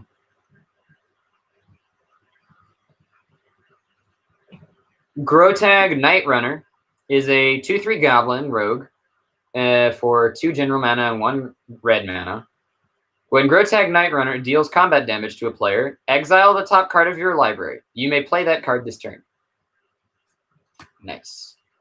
Now we have a Kite Sail Cleric. It's a 1/1 core cleric that costs 1 white mana, and it has a kicker cost of 2 general, 1 white, and it has flying. And when it enters the battlefield, if it was kicked, tap up to 2 target creatures. Honestly, tapping your opponent's creatures is like one of the best things. Make them do nothing. And your friends hate you. Okay, just looking around. Next few cards, actually. Almost done with this pack. Just the token, land, rare, and then the dual face. Solundi Vision. It's 2 general, 1 blue for an instant. Look at the top 6 cards of your library. You may reveal an instant or sorcery from among them and put it into your hand. Put the rest on the bottom of your library in a random order. Then the other side is the land Solundi Isle. It enters battlefield tapped, and it taps for blue. Very simple. And since it is a dual face, I don't remember if I showed you guys all of the dual faces or not, but whatever. There we go. There's that. Now we get the rare. The Luminarch Aspirant is a 1/1 human cleric that costs 1 general, 1 white. At the beginning of your combat on your turn, put a +1/+1 counter on target creature you control. Oh. I'm going to combat. I'm going to put the token on. I'm going to put the counter on here, and I'm going to attack you with another creature. Okay. I'm going to do something stupid. Next, we got a forest. Pretty cool looking forest. Honestly, I like all the full art lands. Full art lands are amazing. And then we have a plant token. Yay, another token. I like tokens. Tokens are fun. Ooh. Then the other side is like your cards in play. It's like creatures, lands, hand. It's like library in the graveyard. Yep. Plant tokens. Go. I actually haven't had a plant. I'm pretty sure I've never had a plant token. So it's a great thing I got a plant token. Because I'm pretty sure I have a few cards that require plant token, and I've never had a plant token. Oh yeah, I do have a few cards that require plant tokens. So that's a great thing. Cracking open this next booster pack. Go. I wish I had more people to watch. This is just boring by myself. Like, yeah, people can watch the after it, but like I have nobody to talk to. Got another Cliffhaven Sellsword. It's the 3/1 that costs 2 mana. Got another Teeter Peak Ambusher. Another Anti-Cognition. I'm speeding through some of these. Another Kabira Outrider. Another Nimana Skitter Sneak. This is the fastest pack I've ever gone through. Ooh, we got something new. Tajiro Blight Blade is a 1/1 elf rogue that costs 1 green mana, and it has Death Touch. Rabid Bite is a sorcery that costs 1 general, 1 red, 1 green. Target creature you control deals damage equal to its power to target creature you don't control. Kind of like a fight, but they don't fight you back. You are the one that attacks first. Pressure Point. 1 general, 1 white for an instant that taps target creature, and you draw a card. Grotag Bug Catcher is a 1/2 goblin warrior that costs 1 general, 1 red. It has Trample, and whenever Grotag Bugcatcher attacks, it gets +1/+1 until end of turn for each creature in your party. Okay? Feed the Swarm is 1 black, 1 general mana for a sorcery that destroys target target creature or enchantment and opponent controls. You lose life equal to that permanent's converted mana cost. 2 mana, you destroy whatever you want, but then you take that damage. That sounds pretty balanced. Shadow Stinger is a 1/4 vampire rogue that costs 2 general, 1 black. Tap another untapped rogue you control. Shadow Stinger gains Death Touch until end of turn. Whenever Shadow Stinger deals combat damage to a player, that player mills 3 cards. This is definitely going in my rogue deck. Where is my rogue deck? Probably in the box of the laptop. Whatever. Got a Relic Vial. Is a artifact that costs 3 mana, 3 general. You can pay 2 general and tap it to sacrifice a creature, draw a card. As long as you control a cleric, Relic Vial has whenever a creature you control dies, each opponent loses 1 life and you gain 1 life. Fun. Hold up. Going very much back. Was it the first pack or no? I don't remember. I know it was black card. Yep, it was. Okay. So, if you remember, I doubt, but the Marauding Blight Priest is a 3/2 vampire cleric. And whenever you gain life, each opponent loses 1 life. With the Relic Vial, as long as I control another cleric, which I'm pretty sure that is a cleric, whenever a creature you control dies, each opponent loses 1 life, and you gain 1 life. Yeah. So as long as I have both of those on the field, and another creature dies, each opponent loses 1 life, and then I gain 1 life. And then everybody loses another life, because the Marauding Blight Priest says, hey, you gain life, they lose life. Fun. I like stack abilities like that. It's like, oh, cool. Now it's time to create a loop. Loops are fun. I actually have a video on it. It's a terrible video. But basically the rundown of it is that I got infinite damage with mirrors. Had 2 Mirror Galvanizers. If you don't know what a Mirror Galvanizer is, it's a 2/2 that gives all other mirrors +1/+1. That you can, like all other mirrors you control, +1/+1. And you can pay 1 general. You can pay 1 mana, tap the Galvanizer, and then untap all other mirrors you control. Well, if you have 2, you create a loop to where, as long as you have enough mana, you can untap your mirrors infinitely. Technically, actually, you have infinite mana like that. But then if you throw in a Viridian Longbow, which you tap it, equipped target creature, equipped creature gets tap this, it deals 1 damage to any target, and then you combine it with all of that, and then you just slap everyone around because you have infinite damage, and they can't do anything about it unless you can, in which I don't know. So anyway, continuing now, next to our next double card, Kabira Takedown is an instant that costs 1 general, 1 white. Kabira Takedown deals damage equal to the number of creatures you control to target creature or player. Sweet.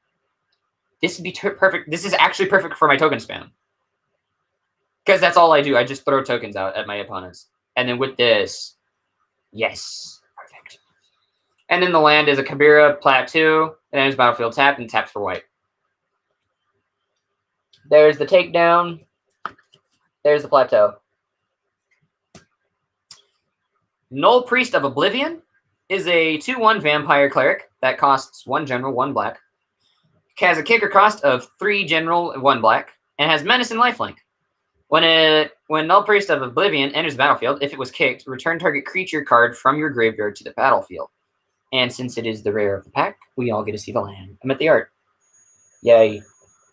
I don't even know how bad this camera is. Like, I'm just using a laptop camera, like the built-in camera for it. I don't even know how bad. Like, I don't even know if you can see the picture. I'm just showing you guys. Because, yes. And then we got our swamp. Nice swamp. Good swamp. And then we got our card that's like, oh yeah, it's this Duel Land. I'm at this dual card. 3 packs left, and we're an hour and a half in. Oh my gosh. I feel like this stream might be a bit shorter. Nobody's here, and I'm very sad.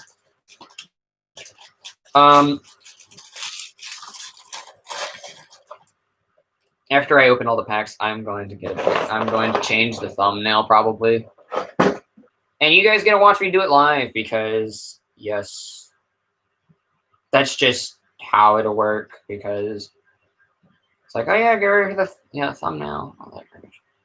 I don't have anything fancy, so I can't really make my own. I've only made one custom thumbnail, and even then, it was like not difficult. It's just like, yeah.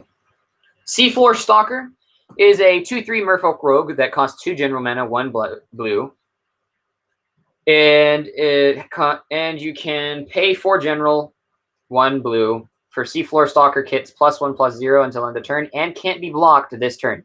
This ability costs 1 less to activate for each creature in your party, and you can activate it multiple times, so you can just stack the +1/+0 part. That'll be fun. Resolute Strike is an instant that costs 1 white. Target creature gets +2/+2 until end of turn. If it's a warrior, you may attach an equipment you control to it. Sweet. More free equipping. Ardent Electromancer is a 3/2 human wizard that costs 2 general, 1 red. And when an Ardent Electromancer enters the battlefield, it add red mana for each creature in your party. Okay, so I'm getting free mana that pays. Sweet. Drana's Silencer. Ooh, yes. I don't know why, I just like the Drana cards. I have like Drana's Emissary somewhere. I feel like it's in my vampire deck. It might be in my vampire deck, whatever. Anyway, Drana's Silencer sounds really cool anyway. Is a 3/2 vampire rogue. And it costs 5 general, 1 black. Let's see why. When Drana's Silencer enters the battlefield, target creature an opponent controls gets -X/-X until end of turn, where X is the number of creatures in your party. All the flavor text is hush. Just hush. Wow. Just one word. It's hush. Nobody's here. Sorry, background problems. Damn.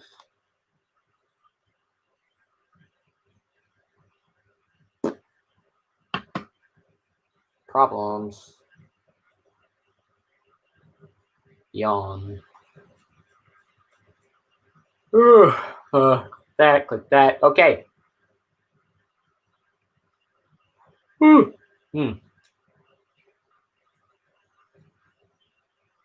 Any more?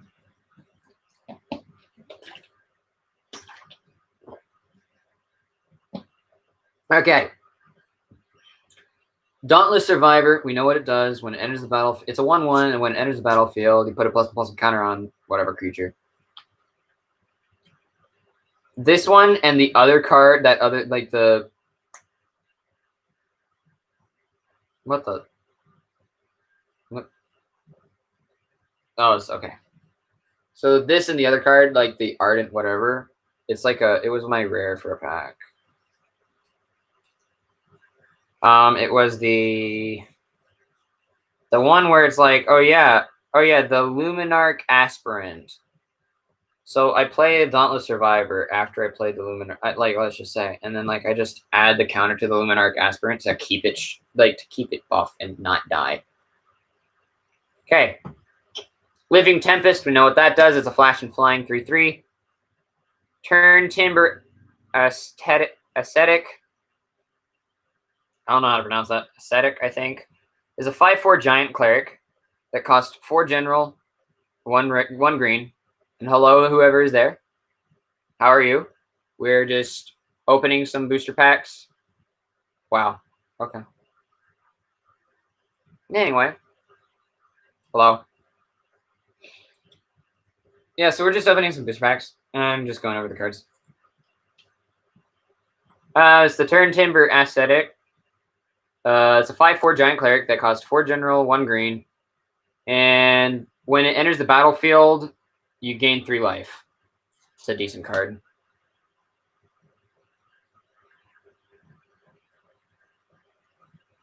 What? What, Aiden?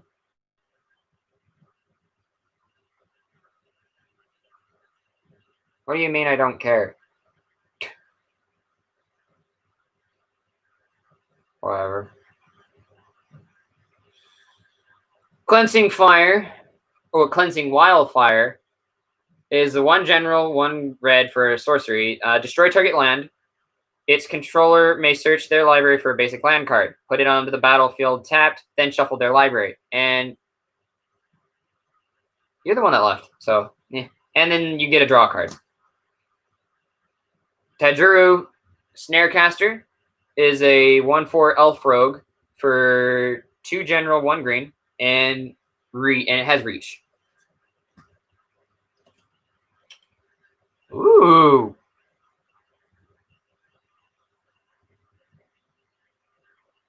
That was a nice card. I just saw the art and I was like, oh, I'm already intrigued. Deadly Alliance is an instant that costs 4 general, 1 black. This spell costs 1 less to cast for each creature in your party. Destroy target creature or planeswalker. That'll be fun.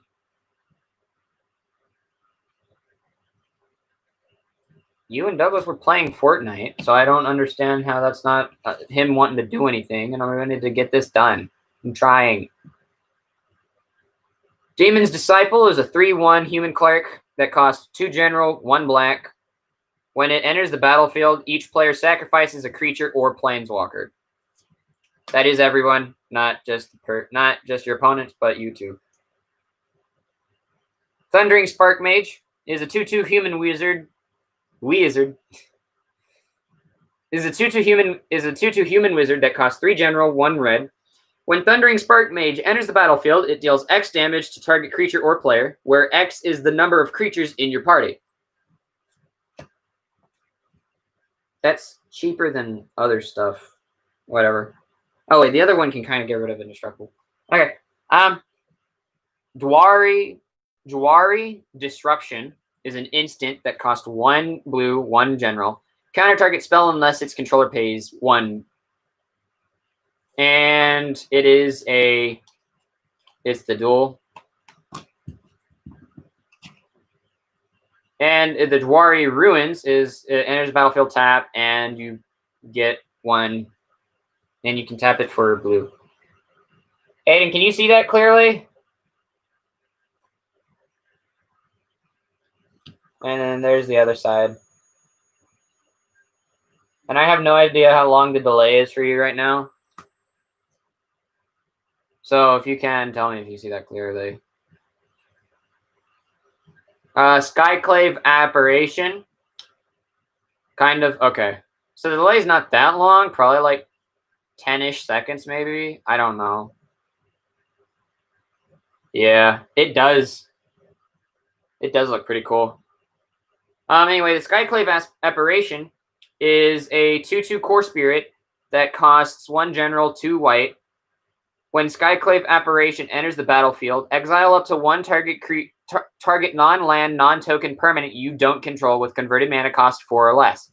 When Skyclave Apparition leaves the battlefield, the exiled card's owner creates an XX blue illusion creature token, where X is the converted mana cost of the exiled card. So keep this thing alive if you just want to get rid of your crap. And since it is the rare of the pack, we all get to see what it looks like. There we go. Yeah, that does look very fuzzy. But I mean, hey, I can't help it. I really can't. Then we got a mountain. Full art. Let's go. And that is pack number 8 done. And we just got another Welcome to the Magic Gathering Arena. So, a ghost. The white one, yeah, it's a spirit. The apparition. Yeah, that's a yeah, technically. Anyway, pack number 9. Oh yeah, Aiden. I got another Charix the Raging Isle. I got another Charix the Raging Isle. Remember that crab thing? I got another one of those.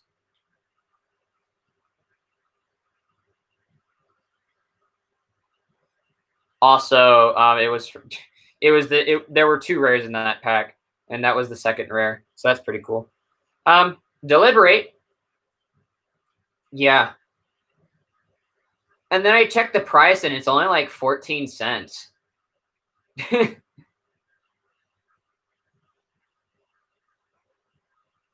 I'll speedrun it if all the cards that are common that I've already seen. I'll just say the name. Deliberate is an instant that costs 1 general, 1 blue. Scry 2, then draw a card. Core Celebrant is a 1/4 core cleric. It costs 2 general, 1 white. When Core Celebrant or another creature enters the battlefield under your control, you gain 1 life.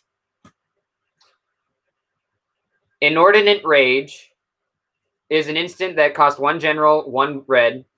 Target creature gets +3/+2 until end of turn. Scry 1. Field Research is a sorcery that costs 2 general, 1. I don't think he is. I asked him. He said like problems or something. And I was like, wow. Field Research is a sorcery that costs 2 general, 1 blue. Has a kicker cost of 2 general, 1 blue. And you draw 2 cards. If this spell was kicked, draw 3 cards instead.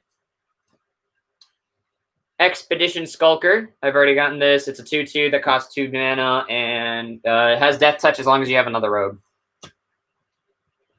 Gnarlid Colony is a 2/2 beast that it costs 1 general, 1 red, 1 green.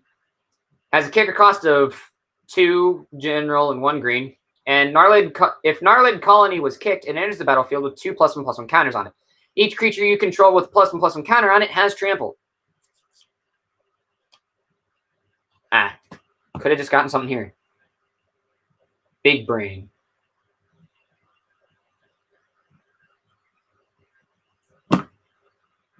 Hold up. I thought we were off that topic anyway, so.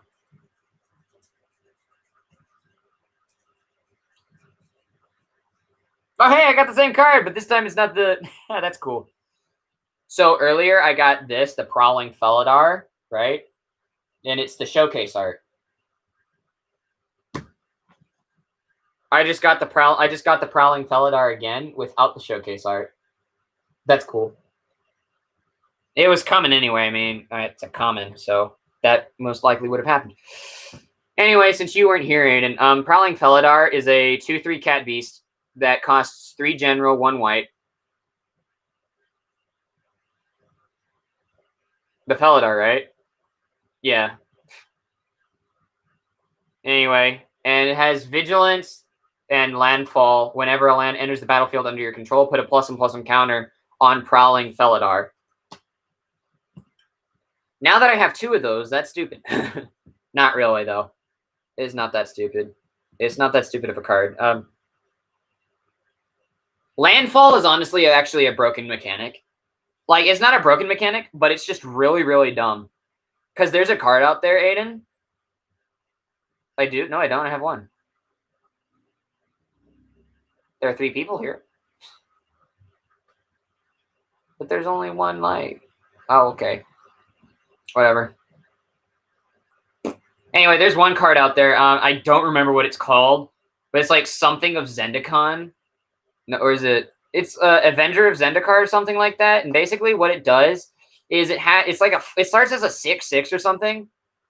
Huh. Well, on mine it says 1. Well, anyway, it's like a 4/6 or a 4/4 or a 6/6, and it has landfall. And whenever a land enters the battlefield, because that's how landfall happens, you get X amount of 0/1 plant creatures, where X is wait. Yeah, I don't really know. I can't remember at all. What is it? Is it like Avenger of Zendikar? There it is. I'm pretty sure this is it. Oh yeah, this is the piece of crap. You can't see it, unfortunately. I'll read it to you. It's so dumb. No, not that one. Avenger of Zendikar is a 5/5. When Avenger of Zendikar enters the battlefield, create a 0/1 green plant creature token for each land you control. Landfall. Whenever a land enters the battlefield under your control, you may put a +1/+1 counter on each plant you control. I'm going to just let that sink in. Yeah. You can see where it gets dumb after I just read that out. Like, let that sink in. And I'm also waiting for you to respond to what I just said. That is a card. And I'm pretty sure, yeah, it's really dumb. Especially when you have a lot of bounce spells. Basically, like, it's like, oh yeah, when this enters the battlefield, exile target creature you control, then put it back on the battlefield. But it's dumb. It's really stupid. Which part did I say? The entire thing? I'm not repeating it. But basically, it's like, so when it enters the battlefield, you create X01 green plant creature tokens, where X is the amount of land you have. And then every time you play a land, you get to put a +1/+1 counter on all of your plants. So if you have like 15 land on the battlefield when you play this card, you're getting 15 0/1 plant creature tokens. I don't know. I'm just saying the card. I don't even remember what question I said. But anyway, so at first, 0/1 plant creature tokens are just like, okay, he can use them as blockers. Then he starts playing land every turn. Oh, I said question. Oh, I was just waiting for you to respond to what I said about the Avenger of Zendikar, because that card is just really dumb.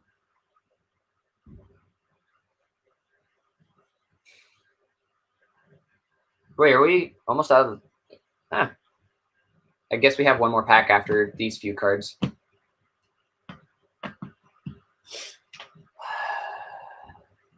Yeah, I know. It really is. It is dumb. It's really stupid. Because like you that's just, like as I just said, 15 lands. Yeah. 15 lands. Play that 15 0 plants. You think nothing about it until he plays a land every turn. Then they become 1/2s, and they become 2/3s, and they become 3/4s. And it gets out of hand, especially when he plays cards that are like, oh yeah, play 2 lands this turn. That is really dumb. Anyway, Nissa's Zendikar is an enchantment aura. It costs 3 general, 1 green. Enchant land. Enchanted land is a 4/4 elemental creature with reach and haste. It's still a land. When enchanted land dies, return that card to its owner's hand. Decent enough. Expedition Diviner is a 3/2 merfolk wizard that costs 3 general, 1 blue.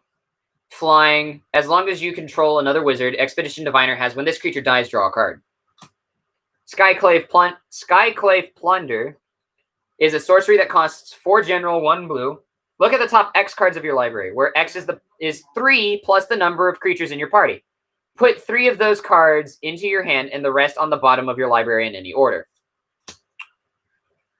We got a Ravager's Mace. That sounds fun. It's an artifact equipment that is one black, 1 general, 1 red. So it is a dual color. When it enters the battlefield, attach it to a creature you control. Yeah, definitely. Okay, yeah.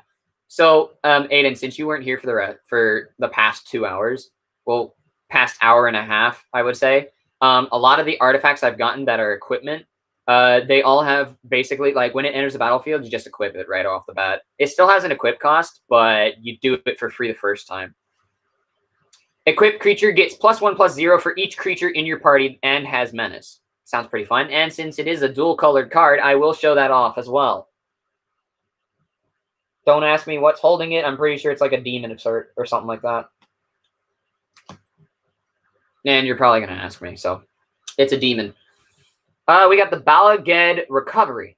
It's sorcery. It costs 2 general, 1 green. Return target card from your graveyard to your hand. And it is a dual, so Balaged Sanctuary All I get Sanctuary enters battlefield tap, and you tap it for green. There is the Recovery. And then here is the Sanctuary. Pretty difficult to see, unfortunately. Yasharn, Implacable Earth, is a 4/4 legendary creature elemental boar that costs 2 general, 1 green, and 1 white. When Yasharn enters the battlefield, search your library for a basic forest card and a basic plains card. Reveal those cards, put them into your hand, then shuffle your library. Players can't pay life or sacrifice non-land permanents to cast spells or activate abilities. That actually sounds pretty stupid, because it just basically shuts down black completely, and that's exactly what green and white are trying to do since the dawn of time. It is the rare, so I will show that off. Boom. Big boar. After that, we now have a foil, and it's a dual card as well. It's double as well. Big stupid. The Yasharn, how they just decide to they're like, hey, guess what, black? No. Anyway, Kabira Takedown. Yeah, we went over this one, right? Yeah, I got it as a foil now. The shiny now. The Kabira Takedown and the Kabira Plateau. Got it as shiny now. It's a foil. Sweet. This island looks nice. It looks like it's going to swallow everything. Look at that island. Not a shiny, not foil or anything, but that's a nice island. And then we have a Drake with flying. Nice Drake. Okay. We're on to the last pack. Giant pig. He does. It does. Hawk's mom. It does. Oh my god. Oh my gosh, you're right. Let me fix my posture. Snap my back. Okay, there we go. Put the camera up just a bit. Right there. That seems big. Yep, that's perfect. Okay. Last pack. And then I'm still debating if I'm going to open the collector's one. I probably will. Something stabs my throat. I don't like that. Anyway, this is the last pack of the normal booster packs. Let us see what we got. Scavenged Blade. This was like one of the first cards I went over. It's artifact equipment. It costs 1 black, 1 general, 1 red. When it enters the battlefield, attach it to a creature you control. Equipped creature gets +2/+0. Easy enough. I'm actually going to move these right here. Go back. Up there. There we go. Okay. Smite the Monstrous. Already went over it. 4 mana to destroy target creature with power 4 greater. Chilling Trap is an instant that costs 1 blue mana. Target creature gets -4/-0 until end of turn. If you control a wizard, draw a card. Blood Price is a sorcery that costs 3 general, 1 black. Look at the top 4 cards of your library. Put 2 of them into your hand and the rest at the bottom of the library in any order. You lose 2 life. Why do I have to drink water?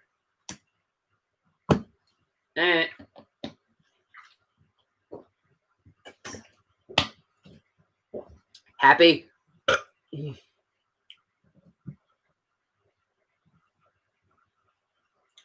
Kazandu Nectar Pot is a 1/3 insect for 1 general, 1 green.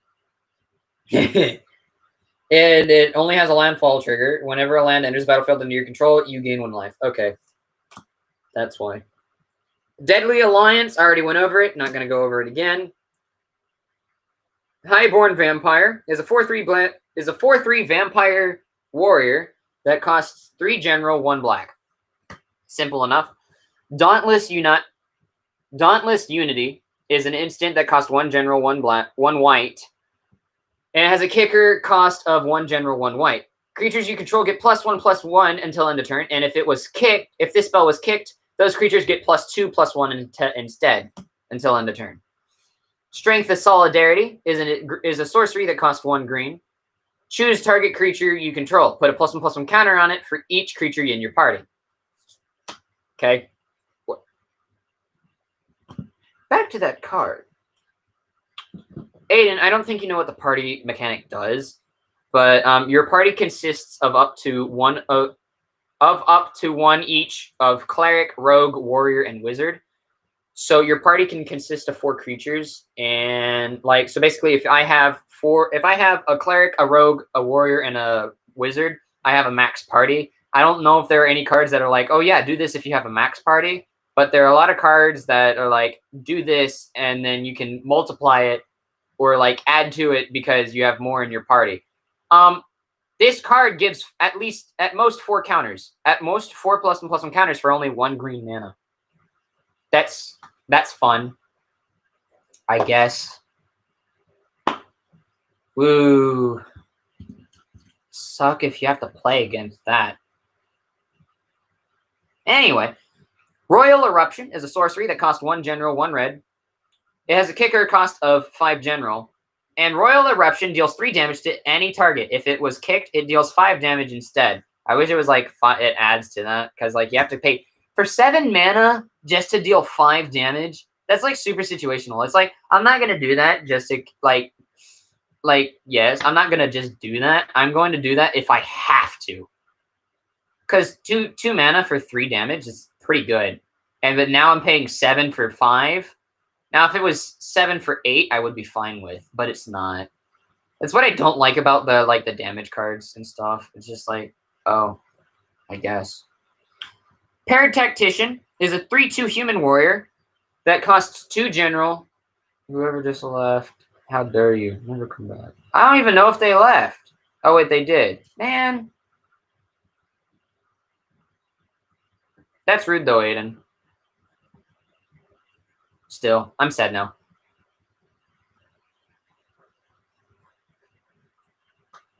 Like, they aren't saying anything. Anyway, Paired Tactician is a 3/2 human warrior that costs 2 general, 1 white. And whenever Paired Tactician and at least 1 other warrior attacks, put a +1/+1 counter, +1/+1 counter on Paired Tactician. Base camp. We got a this time we get 2 lands. I'm surprised. I usually get 2 lands in a lot of packs, and surprised that this time I haven't. This is the first time out of these 10 packs I've gotten a 2nd land. Base camp is a land. Enters the battlefield tapped. Tap it to add 1 colorless mana. Tap it to add 1 color of any mana. Spend this mana only to cast a cleric, rogue, warrior, or wizard spell, or to activate an ability of a cleric, rogue, warrior, or wizard. Why do you look sad? I'm probably tired. Also, I've been sitting here for 2 hours. And I'm going to have to be sitting here for another good 30 minutes because I got to build that set. And Josh isn't even here. Get Josh in here, please. Because I got like 4 cards and I'm about to open the pack. I'm about to open the box and we're going to start working on it. I want Josh to be here. Because Josh got it for me. And he asked me if I could do this. So, Concerted Defense is an instant that costs 1 blue. Counter target non-creature spell unless its controller pays 1 general plus an additional 1 general for each creature in your party. Okay. Counter for a crap ton of crap. Ooh, our dual card is the rare. Let's see what you do. Hagra Mulling is an instant. Costs 2 general, 2 black. This spell costs 1 less to cast if an opponent controls no basic lands. There's no way that they don't. Destroy target creature. The other side, Hagra Brood Pit. Hagra Brood Pit enters the battlefield tapped. And you tap, and then you can tap it for black.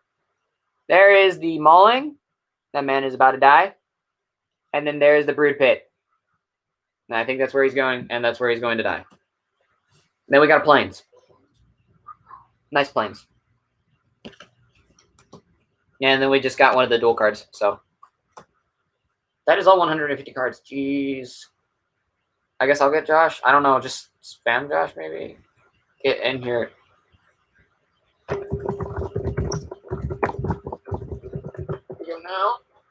Now.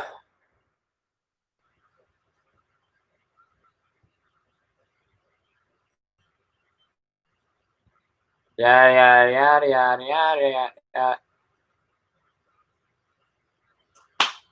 Okay. So we done all the magic cards except for Aiden. Do I open this? I don't really want to. I actually do. Okay. Okay, thanks. Because we're about to start that, and we're also opening the collector pack. We're also opening this one. So we're about to see if we get anything good. I doubt it, because my luck sucks. But I mean, we gotta die. So that's cool. So massive. Why is it so big? And why is it so light compared to this? This is heavier. This is heavier. It's heavier. I knew it was heavier. Oh my gosh. But why? Wow, I told myself that I was going to be able to track how many people were on the die. I've been basically tracking the entire time. I was right. I haven't gone over 20 viewers. Why would I go over 20 viewers? What is this down here though? Hold up, Aiden, I'm gonna test something. No? What? What is that green dot? Is that the voice? I guess that's how loud I'm getting. Maybe? Where's my blanket? Just a bit cold. Not cold much, but just a bit. This is just a small blanket anymore. Okay.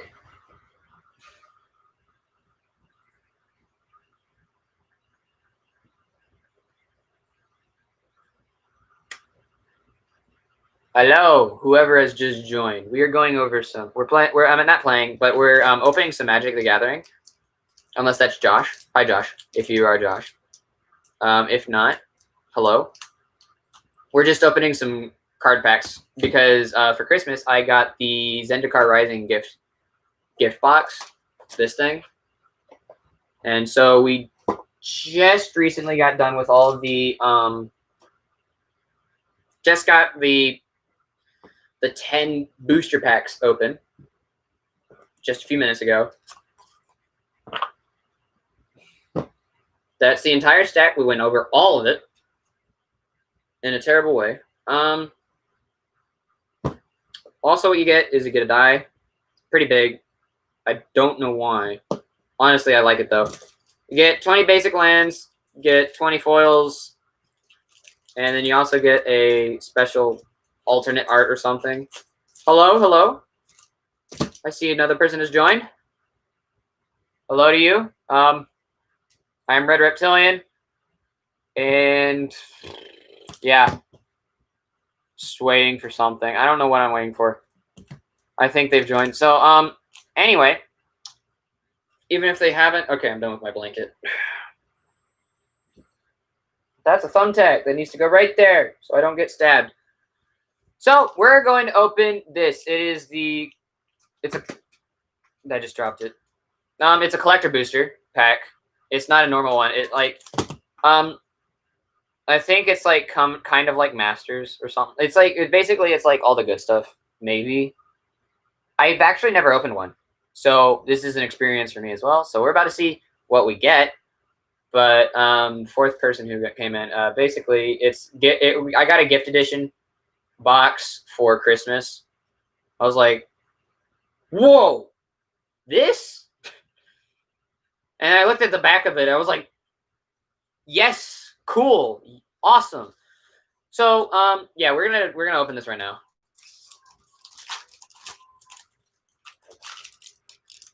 Package has been opened,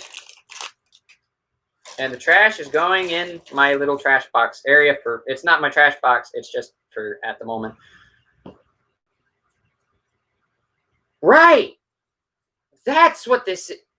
Okay. So they're pretty sure basically they're all foil, and they're all foil. Some of them are full art. Some of them are showcase. It's just a little mix of everything. That token is sick. I like that. Let's get into it, shall we? First, we have a Farsight Adept. Farsight Adept is a 3/3 core wizard that costs 2 general and 1 white. When it enters the battlefield, you and target opponent each draw a card. It's shiny though, so yeah, all of these are foil, and I'm surprised at that. Oh, another Tormenting Voice. I've gotten this is my 3rd Tormenting Voice. Okay, I'm gonna move these. This is like 150 cards right here, and I'm adding to that, so it's like 165 in total. Plus that's 185. Plus another, that's like 100 and that's like 205 cards. Plus probably another. So I don't know. Anyway, yeah. Okay, so the Farseer Adept, pretty cool.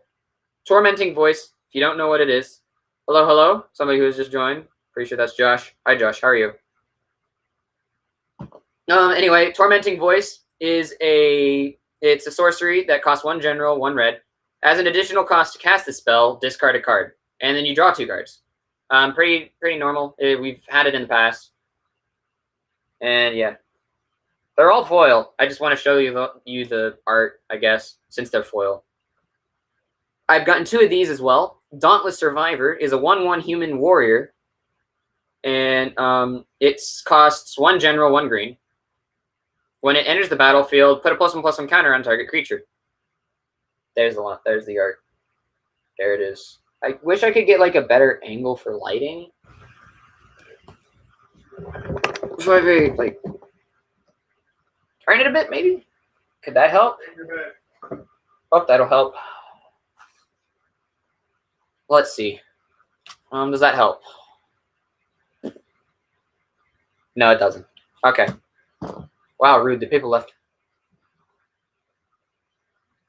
I'm just trying to make my way in this world. Whatever. Anyway, next we have Anissa Zendikar. It is an enchantment aura that costs 3 general, 1 green. Enchanted Land. Enchanted Land is a 4/4 elemental creature with haste and reach. It's still a land. When Enchanted Land dies, return that card to its owner's hand. Theirs is pretty hard to see, but they are shiny, so that's cool. They're all foil. They're the majority of them are foil. I count 1, 2, 3, 4 that are not. So that's a bit. Who else is it's Aiden, you're still there, right? Is it just me, Aiden, and Josh? Or did Josh leave again? Or did Aiden leave? I don't know how long the delay is for you guys though. We got a Prowling Felidar again. This is my 3rd one. First time I got a showcase for. I got a shake. Oh, you're not? Okay, Aiden. But we got the Prowling. We got another Felidar, Aiden. Maybe, or Josh just. I don't know. Man, who else is in the chat? I want to know. I want to know who is watching me, who is actually considering watching me. Anyway, Prowling Felidar, if you don't know, it's a 2/3 cat beast that costs 3 general, 1 white, has vigilance, and it has a landfall trigger. So whenever a land enters the battlefield under your control, put a +1/+1 counter on Prowling Felidar. No, you're not in. Remember, my window's closed, and I have the stuff. Unless you're on the other side and just watching your phone. Okay. But yeah, we got another Prowling Felidar. So that's 3. First one was a showcase. The second one was normal. And then the third one, which is here, is a foil. It's cool. Fearless Fledgling is a 1/1 griffin that costs 1 general, 1 white. Landfall. Whenever a land enters the battlefield under your control, put a +1/+1 counter on Fearless Fledgling. Gains flying until end of turn. So it's a baby. Self-defense, I'm assuming, for your knife. You don't want nobody jumping you. That would be bad. I'd be down a mod. I don't need to be down a mod. Okay, anyway, Vine Gecko is a 2/2 elemental lizard that has it's called I can't speak sometimes. It's a 2/2 elemental lizard that costs 1 general, 1 green. The first kicked spell you cast each turn costs 1 less to cast. Whenever you cast a kicked spell, put a +1/+1 counter on Vine Gecko. Nice. Ooh, we got a plane. Planes. Shiny planes. Oh, wait, I forgot to show you the Vine Gecko. That's what I forgot. Vine Gecko, go! That's nice. Got a planes. Shiny planes. It's a nice planes. I have 4 rares. This is normal, right? Third person here. If you know Magic, this is normal for these collector boosters, right? If you know Magic, please tell me. Oh, so that, okay, you're the third person. Okay, well, Josh, I have 4 rares from the collector thing. Okay. From this pack alone, I have 4 rares. Did I miss anything else? Did I miss any other rares? No, I have 4. I just have 4 rares. Okay.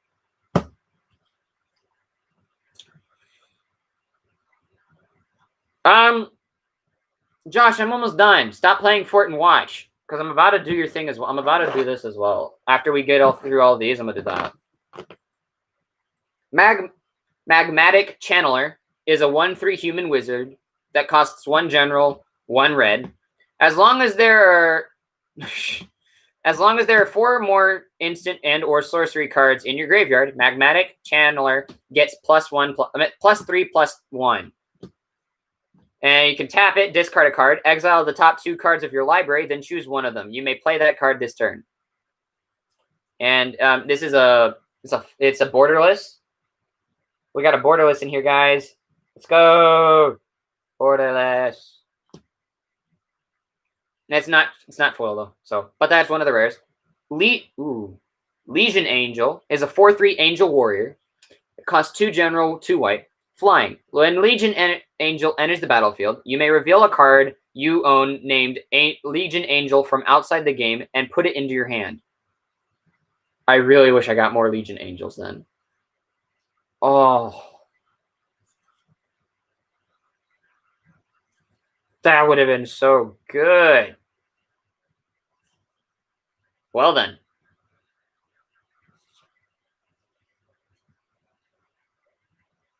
And there it is. There is the Legion Angel. I need to get more of those so then I can be like, oh yeah, guess what? Bam. Aw, is he being mean? Rude.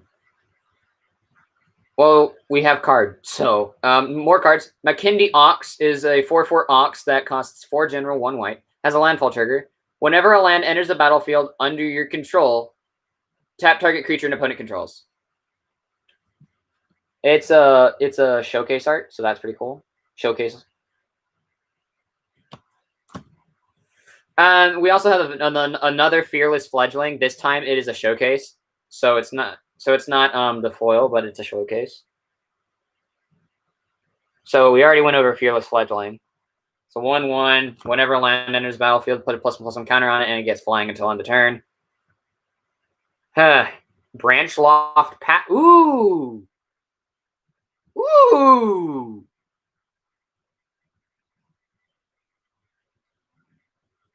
Well, Josh can't. He's too far away. Sometimes, anyway. Branchloft Pathway is a land, and it taps for green.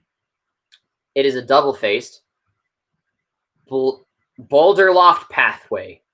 Tap and add for white. Here is the Branchloft Pathway. Here is the Boulderloft Pathway. What did you do that for?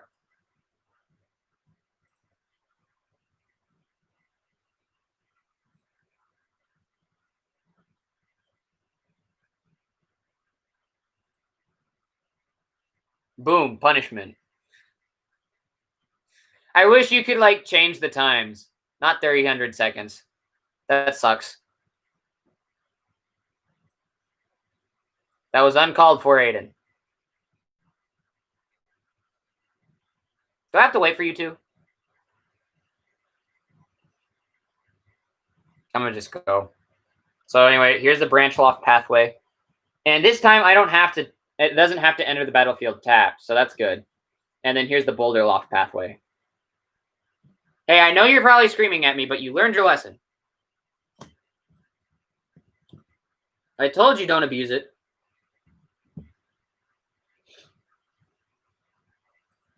And also because it deletes all the messages, so I don't really like that.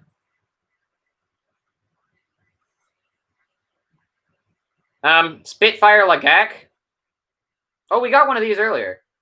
Anyway, Spitfire Lagak. I don't think you were here though, Aiden. I think I was all by myself. So anyway, it's a 3/4 lizard that costs 3 general, 1 red. And it has a landfall trigger. Whenever a land enters the battlefield under your control, Spitfire Lagak deals 1 damage to each opponent. This time it's a showcase and a foil. So that makes it even better. I don't care what you say. Wow. Was that Aiden who left?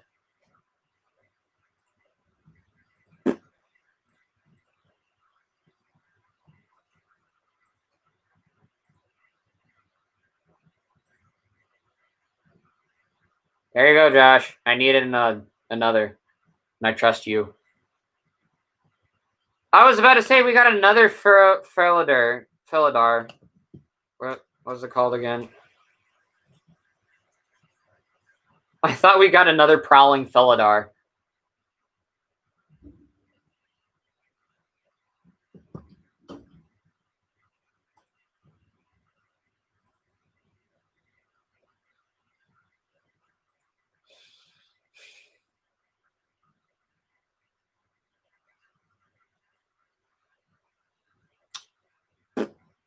Well, nobody's here, so I'm going to go over the cards by myself. Felidar Retreat is an enchantment that costs 3 general, 1 white. Landfall. Whenever a land enters the battlefield under your control, you choose 1. Create a 2/2 white cat beast creature token. Put a +1/+1 counter on each creature you control. Those creatures gain vigilance until end of turn. That sounds fun. And if you two weren't being dumb, you would be here to watch it. To see that and hear it. There you go. If you ever come back. And then we got a token. It's an Angel Warrior with flying. It's a 4/4. And then we got a copy. The copy is for the Jace Mind Mage. A token that's a copy of a permanent. Yep. I like this. I like these collector packs. I really do.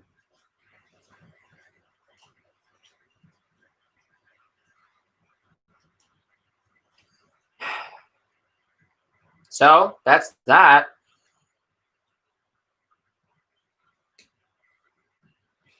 Time to edit the stream. Okay. Actually, before that, these are lands and more lands. This is actually a creature, but I already have one, so I'm gonna actually just hold on to those. I'm not gonna open them yet. Boom. So yeah, time to edit the stream.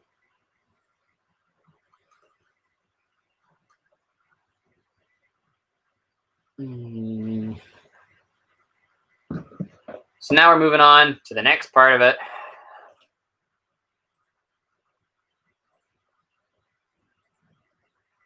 Nope.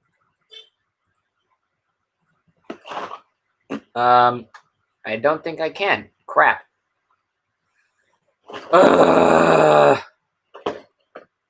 actually need to use the bathroom. Hello, whoever is there. I'll be right back. So we just got done with the Legos.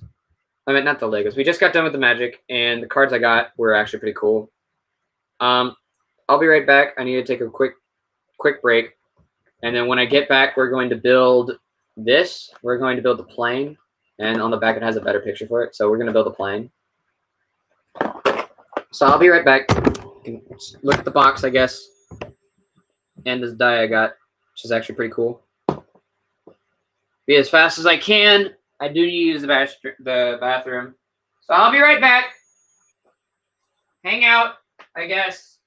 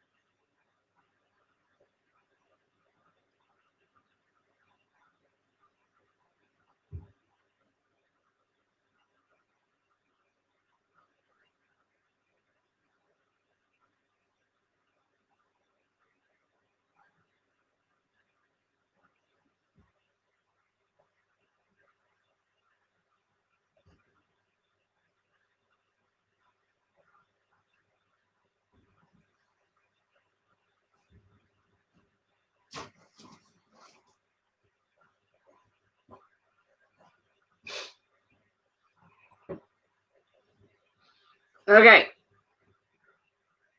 I'm back. So, I'm gonna build this now.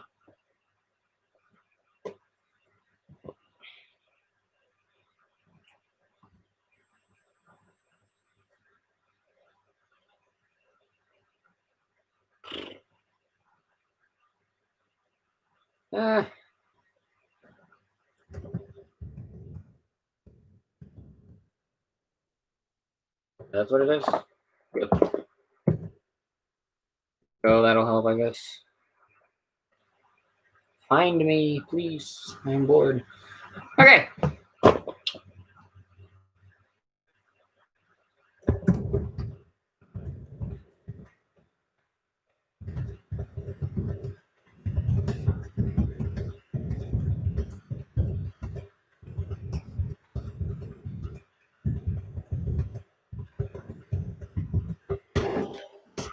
So we're about to build this set.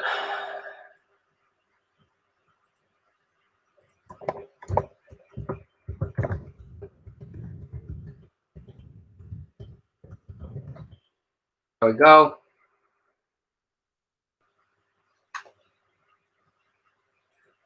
Yeah, I'm gonna get started now. Okay, let's build this set. It's the Lego Creator 3-in-1. Like, that's what the Creator stuff is. It's a 3-in-1 kind of line. It's set 31100, and it is a car, and a plane. I don't know what kind of, like, they're just car. Like, I guess they're just cars. So yeah. So here are the car. There's the car. There's another car, and there's the plane. We're gonna be building the plane as requested by one of the friend who got this for me for my birthday. He asked if I could build it as the plane, and I was like, okay, let's do that. So let us begin by opening the box. If I can, I've never been able to open Lego boxes correctly. I was like, what? Okay, so let's see what we get. What the? I don't really remember seeing pieces out of the box. Whatever. Okay, so we get 3 bags, and we also get 3 instruction manuals.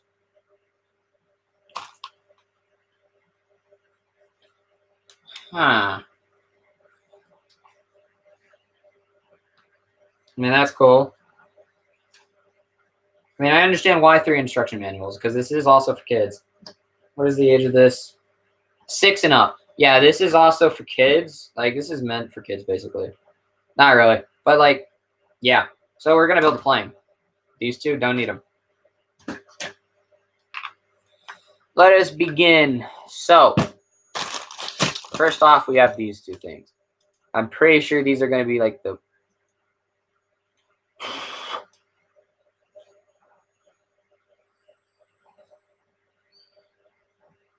Yeah. I can already see it in the picture for the thing. It's going to be like this or something. It's going to take these 2 pieces, stack them together like that. Yeah. Most likely.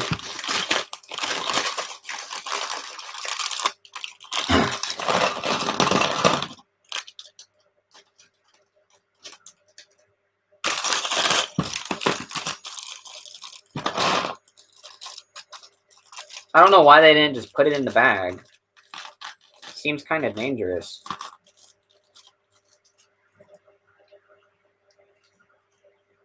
Give me some water.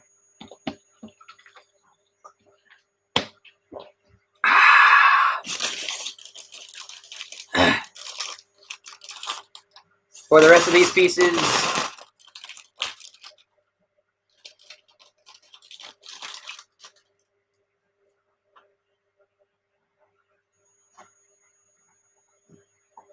I'm going to try and set this up a certain way, I guess. There we go. So instructions aren't in the way of me building. Here we go. Step 1. Okay, step 2. Now, the further I get into the set, just like every other Lego set that you build, it gets easier because the pieces aren't everywhere and they're in one spot. That's not that. We need this. Like there. You. There. This. That. There. It's a great thing that this is pretty small. So I guess I set this to the side now.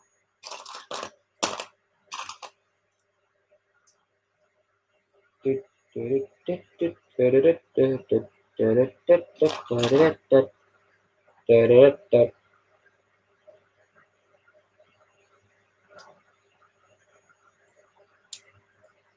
we go. That. There.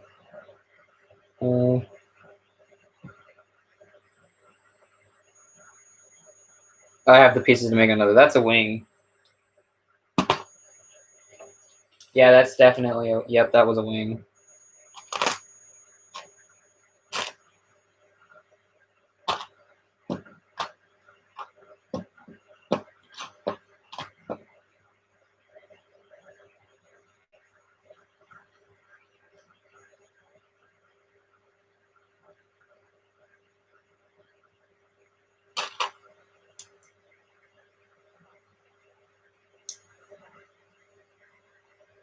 Why can't I? There we go.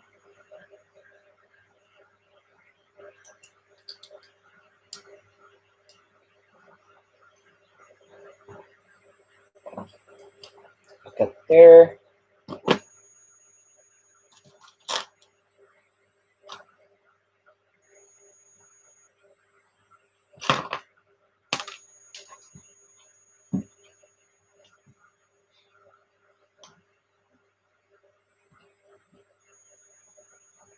Hey, nobody's here. I'm being quiet. If you're watching the replay of this, if you're watching, because like I let my stream stay up. So if you're watching this and you're like, why is he so quiet? Nobody's here. I'm sad.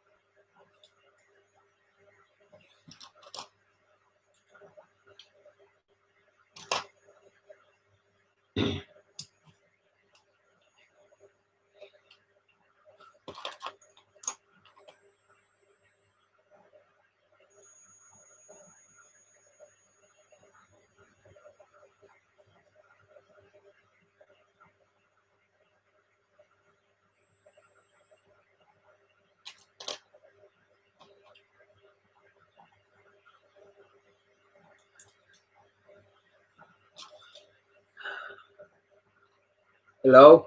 Oh, hey, Ed. Where did you go? Been alone for so long. What the plane looks like so far.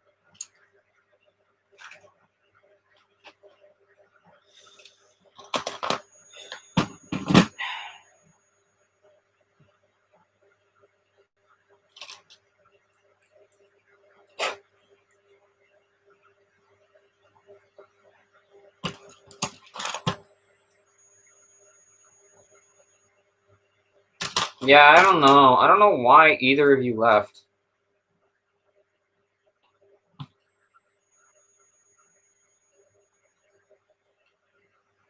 Like, where did you go? Or are you talking with people?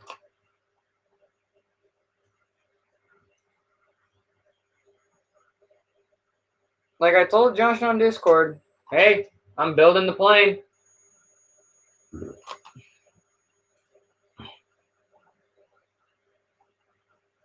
Oh, it did? Well, dang.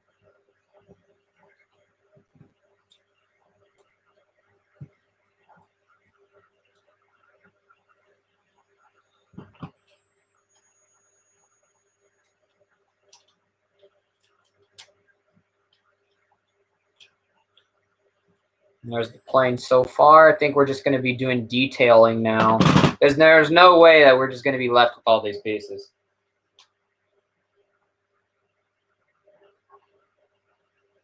Okay, actually, there is a very big way that we're going to be left with a lot of pieces.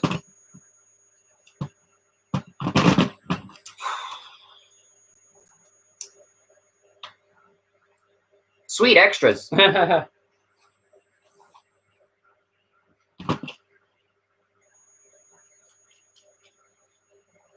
Dude.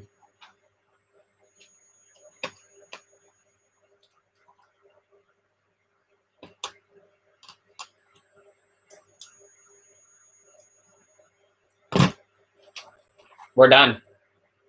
Woo! Some of those are quite cool. So we're done. Here's the plane. It's moving my hand. Stop. There we go. There's the plane. Nice plane. Has wheels. I don't know if he will or not. It has landing gear, so that's pretty cool. That's the plane, and we have all of these pieces. I wonder what I'm going to do with them. Oh, right, I have bins. Time to toss all of these pieces in there. Because there's no way I can build any of the others with these pieces. This book just feels thick. How many steps are in this one? 54. It is the big one. Should join us. I don't know. I feel like playing some Fortnite or something. I built the smallest one. You made me build the easy one. I hate you both. Josh was like, yeah, do the plane. It's like, okay, I'll do the plane. Not knowing that it was this small one. I've been had. I don't know why this is so fun. Just watching it.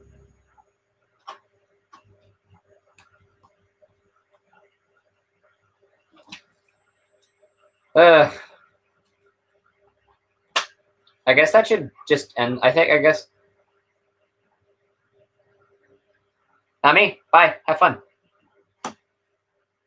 Yeah, I guess I'm done with the stream now.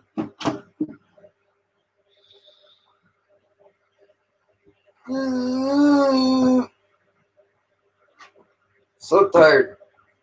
No, I shouldn't be tired.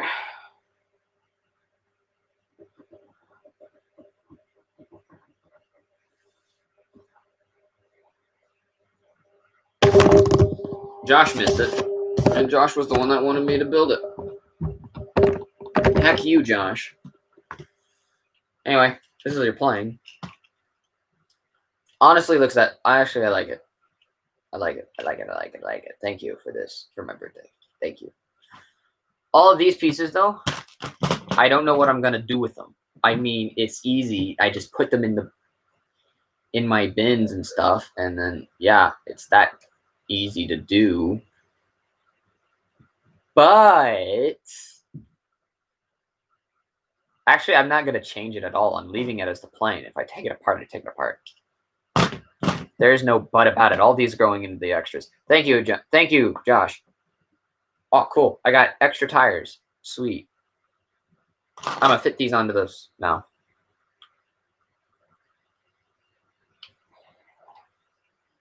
Even though you're not here, Josh.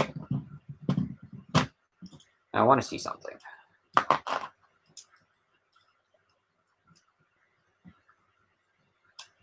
Does it make it look cooler or does it make it?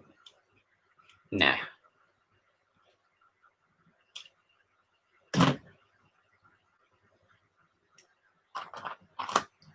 Yeah. So that was fun to build. That was actually really quick. I'm surprised how fast that took. I don't even know how long it took. I really don't care. But yeah, so that's the stream for today. No stream tomorrow, most likely, because I can't think of anything I would do. Video. Oh, right, the advent calendar. So yeah, never mind. There is a video tomorrow. Not a video, a stream. Instead of doing the videos for the advent calendar, I'm just gonna stream it, I guess, depending on what happens. It'll be just like the video because, like, nobody watches my stuff, so it'll be just like the videos. Honestly, like, I don't know. I might do it the video.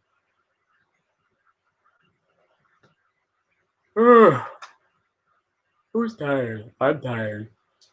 It's only 2 o'clock. But yeah, so that's the stream.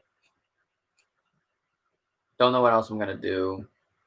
I'm just gonna end it.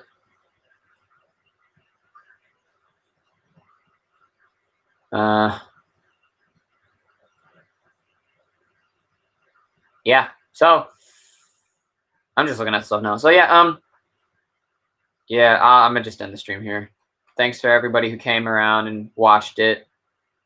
The advent calendar stream I actually might not do tomorrow. Actually, it's Saturday. Yeah, tomorrow's Saturday. That or I just might game a lot. If I actually had better camera, yeah. Yeah, so I'm gonna end this stream, and then this next stream that's upcoming, don't actually I think I can just private it. It's not important. I'm just going to be checking certain things and like seeing how good this camera is for the screen. So then like, yeah. Well, I'll see you guys later. I never understand what this means. Your stream will stop immediately and you will be no longer streaming. Yeah. Oh, anyway, see you guys.